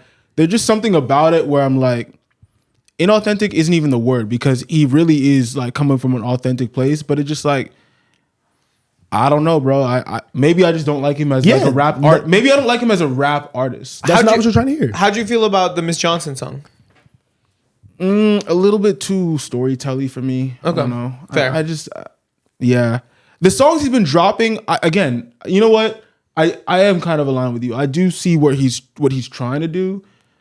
I'm not listening to those songs, bro. Yes. And I agree with you. Yeah. And I agree with you right there. They're good songs, great production, cool, nothing's sticking. And I think that they feel like album cuts a little bit more so than things that should be released as singles. But even then, they are a little bit too passive. They're a little too vibey. I think he does need a single. That's why in the reaction I was saying like he's got to catch one, get up the billboards, and then drop the project. Or when you drop the project, have the hit on there, drop like the music video the same day, that play. But I think he's going about it smart because I think these are he's testing the waters a little bit. Yeah. I don't know if we get the project till like maybe fall time, but he has to drop something this year. Oh, I think it's coming sooner. You know what also hurt him for me? I think when he dropped the song with Drake, I just realized what a ways he has to go in terms of like his technical ability. Yes. I think Drake washed him on that song. Yeah. Like, and you know, whatever, it's Drake. Like that's like one of the best artists of all time, one of the best rappers of all time. But I don't know. I think I saw him a little bit different after that. I was like, I don't even know if I would put you alongside an artist like that. And you know what that did for me is, and I'll keep saying it, going back to that album, I was like, you're not technically there, but your ear is there. Because again, the beat selection across that project is like, okay, if you could have bodied this lyrically, this would have been some shit. And there's moments on there and there's a couple songs on the back end where it's like, okay, like your storytelling a little bit. There's a song on there with Justin Timberlake that I think is a really good exhibition of like, I see where you're trying to go. I think it's a full thought out shit. But yeah, drop this year and make some niggas have to talk, Jack. I think you have the potential to do it. Before we move on, top 3 white rappers, go. Mac Miller, Action Bronson,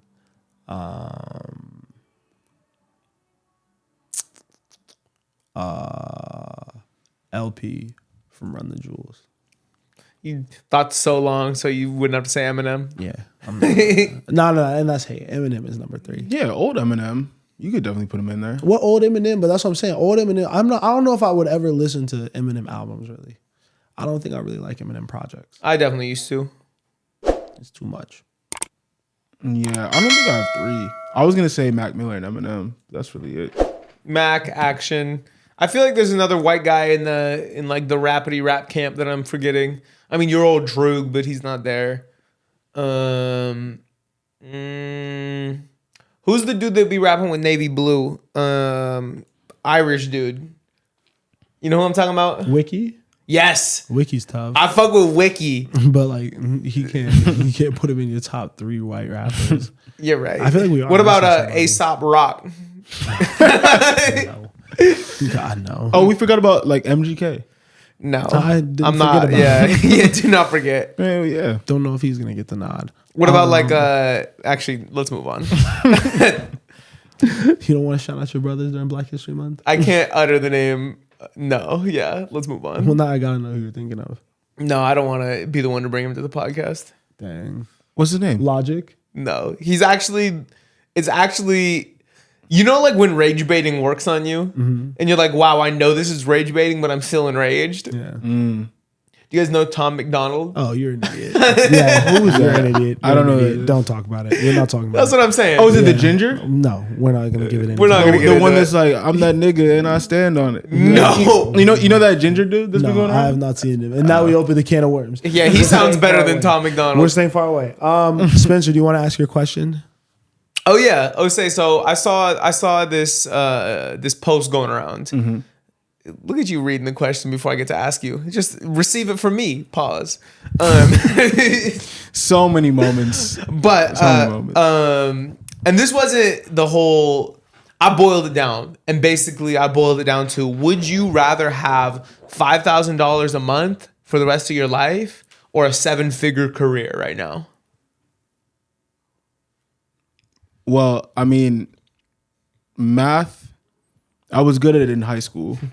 And now I'm a little slower at it. So I don't know what that looks like because I'm trying to break down the 7. You said 7 figures? I'll break it down for you a little bit. I mean, 7 figures means the minimum annual salary is $1 million. Okay. And $5,000 a month equates to $60,000 a year. $60,000 a year? Yeah. That's untrue though. 5 times 12. That is not untrue. No, it's untrue because you. I see what you're saying. Also, I'm gonna because I'm factoring in taxes and shit. Yeah, but take taxes out. Let's pretend we're untaxed. Okay, untaxed. Okay, got you. Damn. I mean, I'm gonna say the 7. I feel like that's the wrong answer though. I think there is no wrong answer. I think this tells a lot about someone as a person though. Why? Because I'm taking the 5K a month, even though I know that you will have far more money than me. I don't think that it says a lot about a person because of the multiple ways you could do this. Because you asked me this and I said I would take the 5K too, but it's because like if you just have a guaranteed 5K backup plan and you can go and do whatever you want with the rest of your life, you could go get a 7-figure career and also just have $5,000 free dollars a month. So wait, we can just do other things? Yeah. I didn't know we could do other things. Then of course I'm taking the 5K because I could go make more money somewhere else. You guys are not valuing a 7-figure career like you should. Do you know how few people in this country make a 7-figure annual salary? I've never pictured a life from myself when I'm not making that. Like, guys, this question is dumb as fuck. Bro. Why? This question is so dumb. Why? You're saying, would I rather make $60,000 a year or a 7-figure like salary? Would you? That makes no sense. I didn't look at it like okay, that. all right. Nah, then I'm definitely taking the 7. That makes no sense. Well, because my reasoning is I would take the 5K a month and not have to work. Because you could get fired from your career. But I don't think you fully fleshed this question out. No, I've thought about it a lot. I'm saying you didn't explain to me that one is a job and the other is you just get 5K. It's a 7-figure career, 5K a month. Okay, so that's the question. God, $5,000 a month for doing nothing or having a career that pays you an annual salary of at least 7 figures. Why does it feel like I actually have to make this decision right now? I'm stressed out. Oh my God, I'm like calculating it. I think I have the best mentality about it. Because I think I have the best mentality. And that's why it tells a lot about a person. It's because we both think we have the best mentality. But for me, I've had some days recently where, I've woken up on my time. I've taken an hour to read my book. I go for a walk around the block. I go buy groceries, I cook myself food, and I come back, I journal, I take a nap, whatever. And I'm like, oh, this is actually the dream.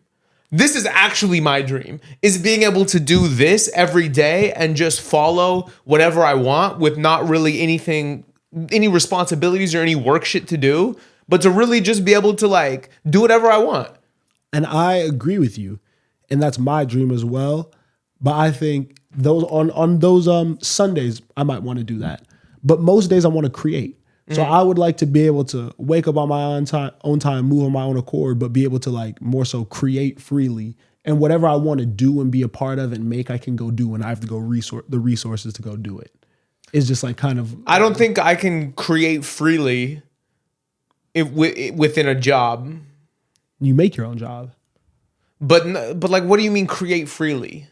Like I want to like make music. Like that's why I work in the music industry. You know what I mean? I want to be able to like create music. That's what I love. I don't love the fucking signing artist part of it and all that. I want to make music with someone. But see, I would like to have unlimited time and not have to worry about work, so I could learn how to produce and spend 8 hours a day making beats, knowing that it didn't need to work.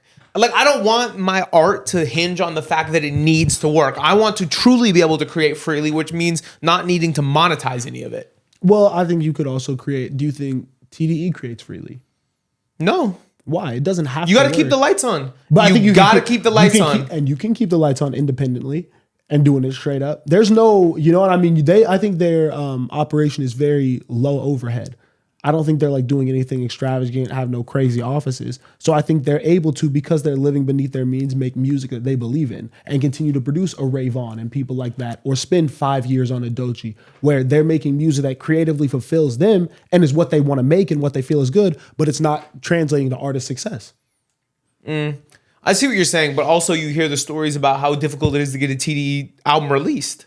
Yeah. You know what I mean? It has to be perfect. Yeah. Yeah, creatively, because but when you're creating, but perfect to the label, not perfect to the artist. But no. SZA has talked about that. But Reason has talked about that. But it has to be perfect to the label. Pushing you, it doesn't mean, because SZA would never leave, and the reason she loves it is because Punch isn't saying you have to conform to something. He's saying no, it could be better. Yeah, this is going to be the better product, and that's not I'm trying to pander to anyone. That's a creative to creative thing, and the relationship I think a manager and an artist should have. I want to push you to be your best and put out the best product.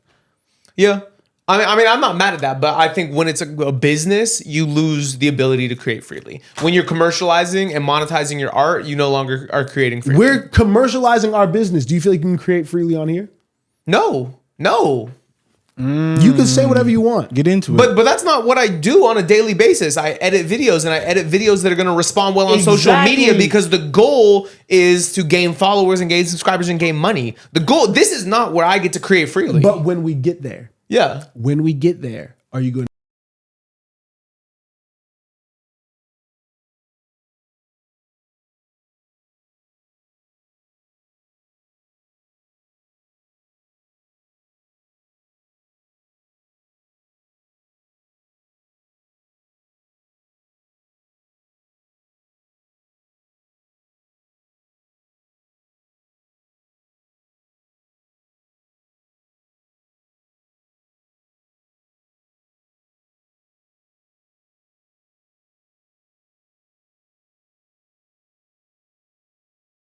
about him creating freely? I feel like he's probably the only one in that ecosystem. I agree. I think that's why it's called the Joe Budden Network. Yes, I agree. I think we're on the same page. I think that's why we created our own network, because we want to be able to create freely. And now that we're the bosses and the founder, like, niggas can't tell us shit.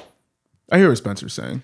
I hear what you're because saying, bro. if we're creating freely, I want to get up here and I want to talk about the music that I want to talk about. You can do that. You should do that. No, we can't talk. We can only talk about Boldy James for so long. You don't want to hear me talk about like the jazz hop I've been listening to, or Yusuf Days in Japan. Like, that's not what this audience base cares about, and it's not aligned with the brand that we're building. But what about on your personal stream that you're starting? Yeah, and we'll talk about that after, and I will. Exactly. So you can create. Everything is in our hands. I don't like the mentality that like we have to like. I like working and I like jobs and I like those things, but I also like them when you make them work for you. I don't think this should be these things that we look at that we have to slave to this whole corporate consumerism bullshit that niggas say, bro. If you don't want to be a part of the rat race, go do something and contribute to something that you actually give a fuck about. Yeah, bro, I'm not vocalizing this because I don't want to do this anymore. Yeah. I'm still so here for what we're building. Yeah. But have you ever painted to paint? Yeah, when I was a kid.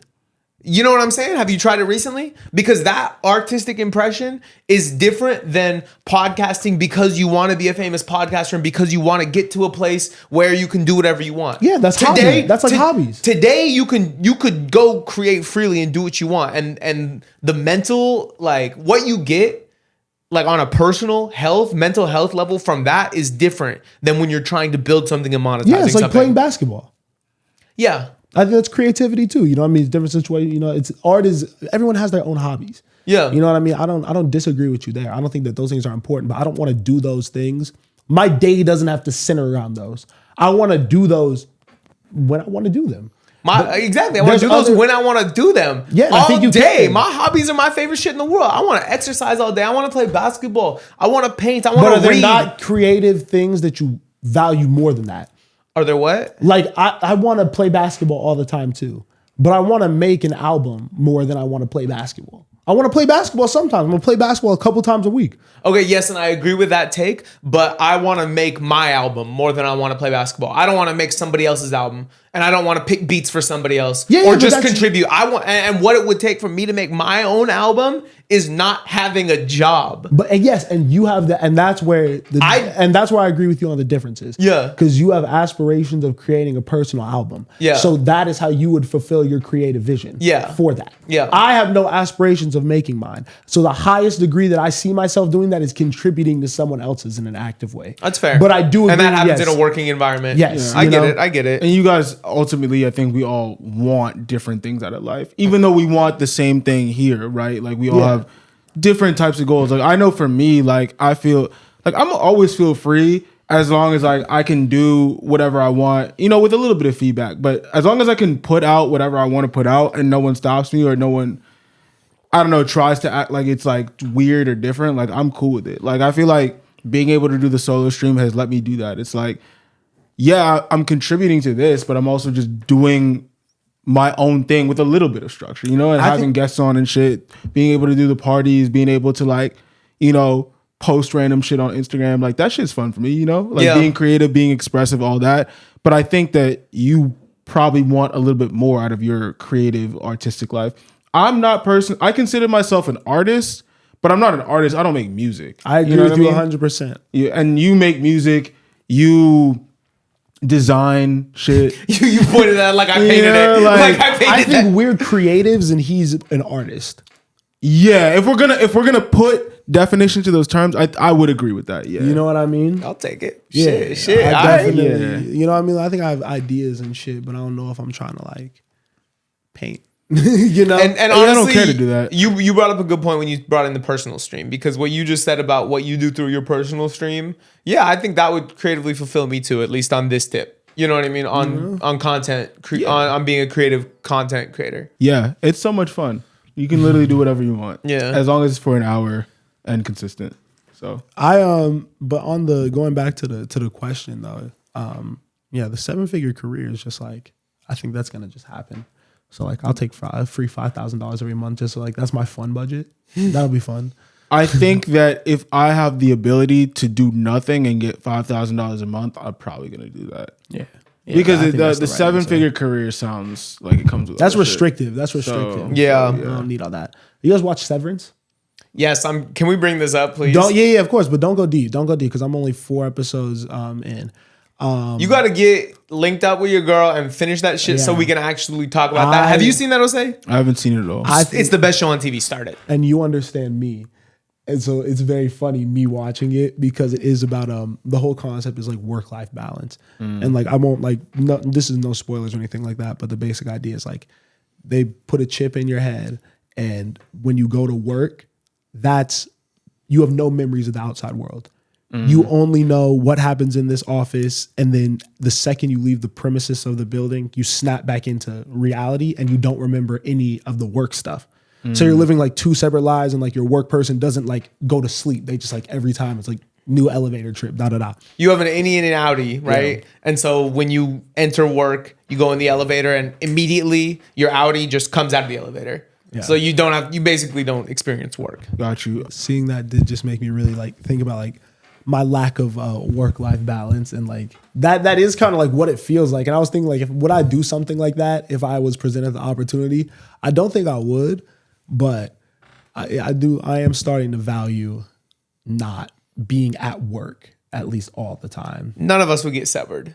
There's no reason we pick a career like this if you want to be severed. You don't work in music, which is way more competitive, way harder, and also way less rewarding off rip. Like monetarily, yes, you could get there, but this is not where you go to get a quick bag by any means. And that is what I've realized and what I'm trying to change about everything. Because I do see like what you do, saying, I'm like, damn, I feel like you like enjoy all the perks of working in this and living this life and like doing all this. I feel like I do want to like enjoy it more. Yeah. And do that part, because it does feel, I feel like I have taken the joy out of it sometimes just with stress and like trying to like, you know what I mean? I feel like I'm playing catch up all the time. Whereas it is just like, you should just enjoy the moment that you're in. It's weird because the people that are going to get the most out of it are the people that obviously like will go into the office, right? But will step outside the office and leverage the office to get to new places. Because ultimately, like, I think there's like a stigma maybe for doing that, or like using a name, or like even using your own name, or like growing your own brand. There's a stigma around that. But ultimately, like I told you guys, like I met the Earn Your Leisure guys. You know what I mean? And that was off the strength of me running around with Mon, because we went to All-Star Weekend, and him just seeing them, recognizing them, and being like, yo, you do podcasts, go talk to them. That had nothing to do with work. You feel me? But I'm sure down the line, once we grow, like maybe that shit could even benefit my actual job. You feel me? Or we could do a podcast with them or something like that, you know? And I feel like it's good to be outside. Grammy weekend, All-Star weekend, fuck it, BET weekend, you know what I mean? Like all these different things. Fuck it, BET weekend is crazy. All these different things happen, and it's like they're all opportunities to network, and yeah, they are fun, you know what I'm saying? But ultimately, like they're gonna help you do your job better because one, you're meeting people, you're like networking, but you're also not in a fucking office just sitting down and typing away, analyzing, trying to find the next big artist on whatever that software is. You know what I'm saying? Like that shit sucks. Yeah. It's not fun. I think that the main thing is I want to like leaning more on the creative side of things, like leaning more on like the music creation process. I think is really, really a thing that can attach anyone in the industry on any level. Because even if you're working on the marketing side of things, the digital side of things, then you can invest yourself in telling the story and really understanding what is this music about, what is this person about, and leaning into like actually creating a real representation of that. And I think that what's weird about, that's why A&R is so weird, because if you don't have a project or you don't have an artist, then it is about just finding that so you can get into that creative part of everything. You know what I mean? So I think just like, obviously I continue to try to get that, but bro, like every opportunity I have just to like, you know, like set up a cool session, like, and go to it. You know what I mean? Like, either I set something on fly, if it's in LA, you know, like actually pop out to it and like be with the people and shit like that, you know, like, enjoy the music, see the music come together, you know, that type of thing. I really want to start doing that more for surely. That's a great goal. Yeah. Yeah. And I think with what you want, like that's going to be so fulfilling for you, you know, sure. And it's going to make you way happier in your career. For sure. It's like, say being a baddie. You know what I mean? It's like taking your perks and getting what you want out of them. Yeah. Cause I don't know if I'm gonna still like pop out to like, cause I do agree networking is important and like, that's how you get known. But I do feel like my way of like, probably doing what I'm gonna do in the industry, I want it to be at least how I see now is like just being good at music and like making good music and being around great music that's being made all the time. And then like if niggas know me, you know me, because like, I like my friends. And like I don't like industry events. I like watching basketball games and shit like that. You know what I mean? You've never been someone to network. You know, like I like the homies. And like when I get in that environment, like when I get in that bag, like I'm the first nigga to walk up to someone and say, "What's up?" Yeah. You know what I mean? Like, I don't really care about that shit, but like I don't know. Yeah, I don't know. Like, you have your truth for sure. I have my truth for sure because I know, bro, this weekend for me was so much fun. I think because it was outside of music and in an industry where I didn't really like, I don't know people like I know people in music. Yeah, but that's what I'm saying. I'd want to go to an All-Star weekend. Yeah. Like that's in my bag because I love hoop. You know, like, I want to go to the Super Bowl. Yeah. Like that type of shit is like what's fun for me. Right. You know, I want to be able to pop out to those type of events and like go to the things that are going to be like just like fun. And then like my networking opportunities will happen. Like, oh, I'm in the studio cooking up some fly shit with somebody. And then like, oh, the next young producer comes in and helps out. And it's like, oh, just got put on now, you know? Yeah. You know what's so weird about those things too? I want to find a way, and maybe this is just like me projecting, right? But I want to find a way to communicate that I'm having a good time without the constant like, oh, you were with this person or this person. Like, yeah, it was cool that there were athletes in the room, but ultimately those were just better functions because sports, they got money. You feel me? There was mad free food, mad free liquor, like a whole bunch of like people I wouldn't normally meet, like that work for brands, like agencies, like all this different shit. That's where you're getting your event bag. That's a well curated event. It's a well curated. They did a event, good bro. job. Like you can. I feel like you can appreciate that because you've done it before. You know what I mean? So zooming out, you can see that. Yeah, for sure. I guess it's just funny because I care about that shit, and then. But if I really wanted to be that person that was on some like name dropping shit, obviously you could do that. But I feel like people only care about the names.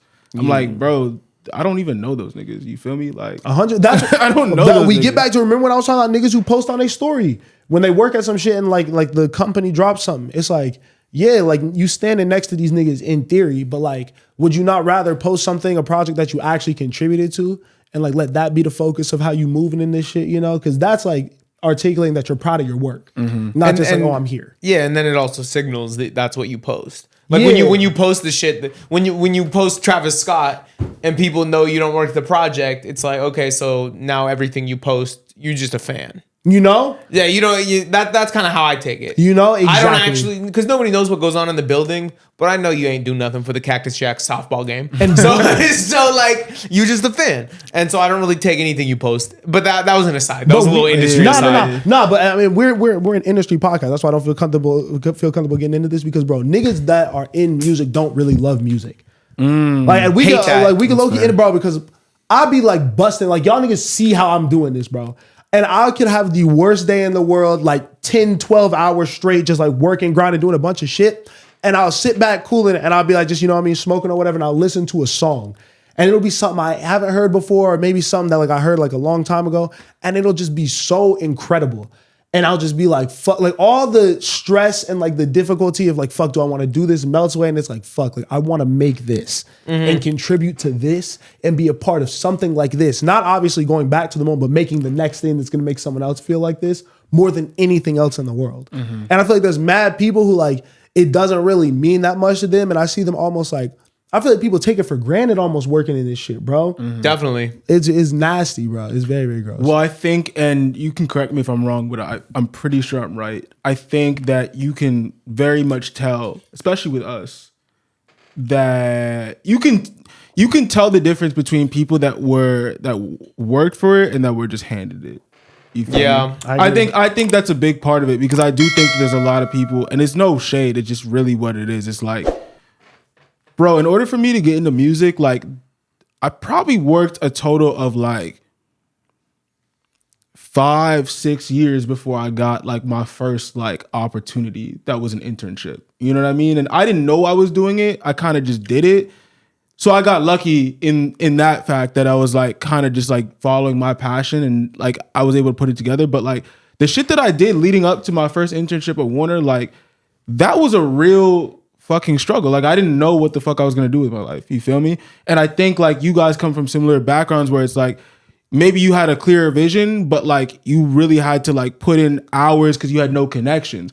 Whereas you walk in those buildings, bro, if you really sit down and talk to every single person, they either know somebody or their parents know somebody. It's usually their parents or their uncle or their godfather that just put them in position, and they're not really even appreciative of what it means to be in that building, in my opinion.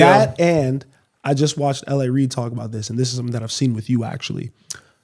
Because I know I give you the rap, and you know what I mean. I never want to misconstrue. You know, obviously you gang and all that shit, but like I do see how you move in your life, and I think this is something that also comes with maturity. But I think you are very selfish in that, like you're like, I want to do things that make me feel good. I'm not gonna put myself in other situations and like compromise myself to make someone else feel comfortable. You know, I don't care if you like it or not. This is me, and I'm just gonna keep doing this, right? And I think a lot of people in music are like that. And a lot of people who work in this industry are like that because I'm listening to L.A. Reid talk, and he's like, to do this and to work in this industry, you have to constantly be in servitude to the artist. You have to put them first. And I see how you move with your artists. You work on the weekends a lot.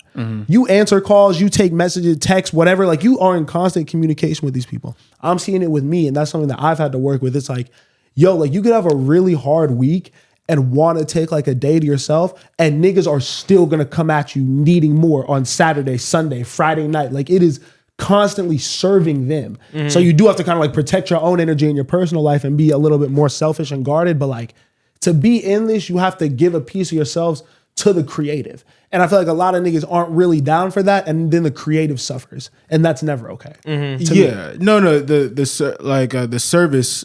What Kevin Lyles used to say, like, we work in the service industry on some like waiters type shit. Yeah, like, that's the first 100%. thing that I thought of. But like when I saw how he moved and how everybody at like 300 moved, I was like, okay, I understand that. And what I turned it into is more of a lifestyle thing, right? Yes. I'm like, all right, if I'm gonna wake up every single day and check my phone and there's like 2 missed calls from an artist and 5 text messages from other people wanting other things, then I'm gonna go to All-Star Weekend, bro. Yeah. Because like what the fuck else do I do this shit for if it wasn't for the young version of me that like saw all these things and wanted to be a part of it? You know what I'm saying? And at the end of the day, like I know by being that person, like I'm not only gonna like make myself happy, but eventually, bro, I'm gonna be able to pull in people that I feel like are actually deserving of this shit in. Like the people that are doing now for like their people, you know what I'm saying? But it'll be people that look more like me. Bro, it matters so much. And we could get off and after this because like I want to live more like you and like do more of that shit. But pulling people in is the best thing in the world because on Valentine's Day, I got a ticket to the Tyler show. Yeah. And I wasn't able to go. And like, you know, I've never been the type to like ever be in a position to get this. No one was ever giving me free shit. You know what I mean? I got that and I was like, oh, I got a young bull I know that would really want to go. You know what I mean? Yeah. Jeremy. Yeah. And I'm like, bro, being able to bring someone in who comes from where we come from, looks like us, a minority community, and I know will really appreciate this. Yeah. And being able to kind of spark, like keep them motivated, like, yo, my nigga, like stay on your shit, like keep grinding, like, bro, we can do this. Like this is what our life is like, you know, as we continue to work hard and this is what we're working for and shit like that. That was really cool. That was meaningful. Yeah.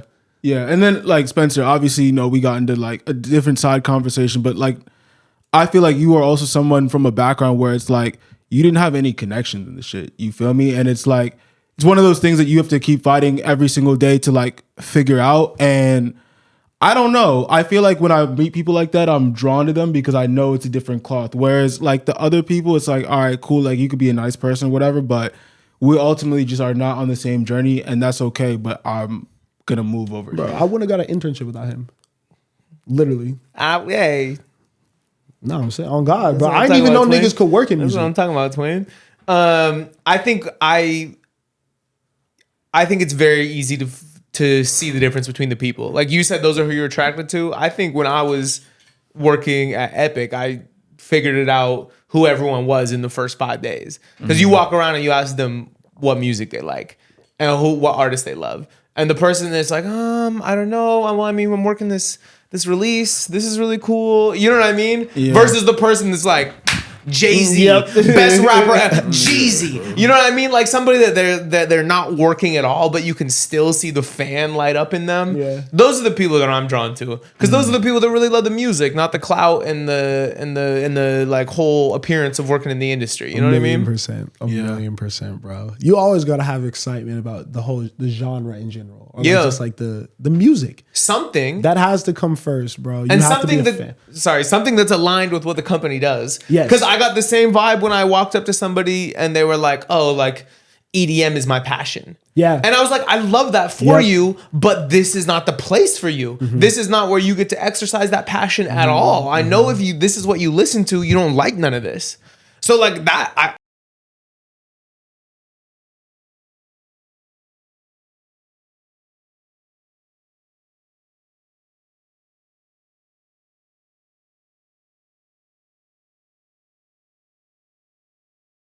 music.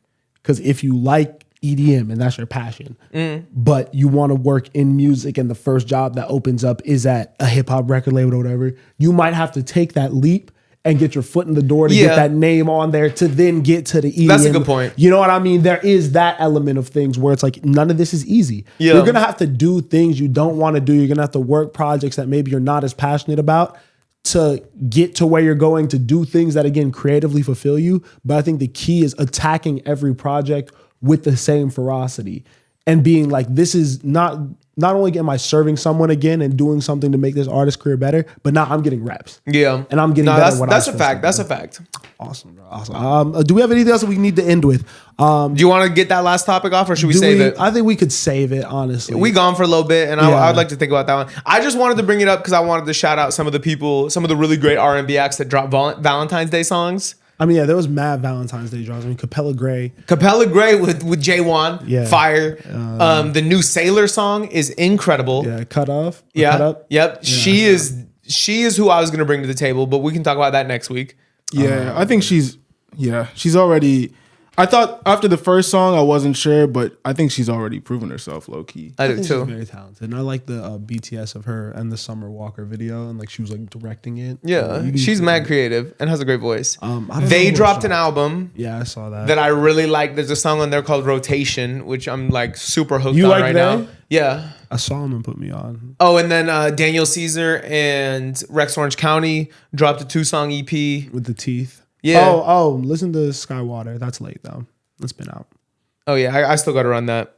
Yeah, that's everything, man. I'll say I didn't ask his question. We could save it, bro. Yeah. We could save it. It's kind of long-winded.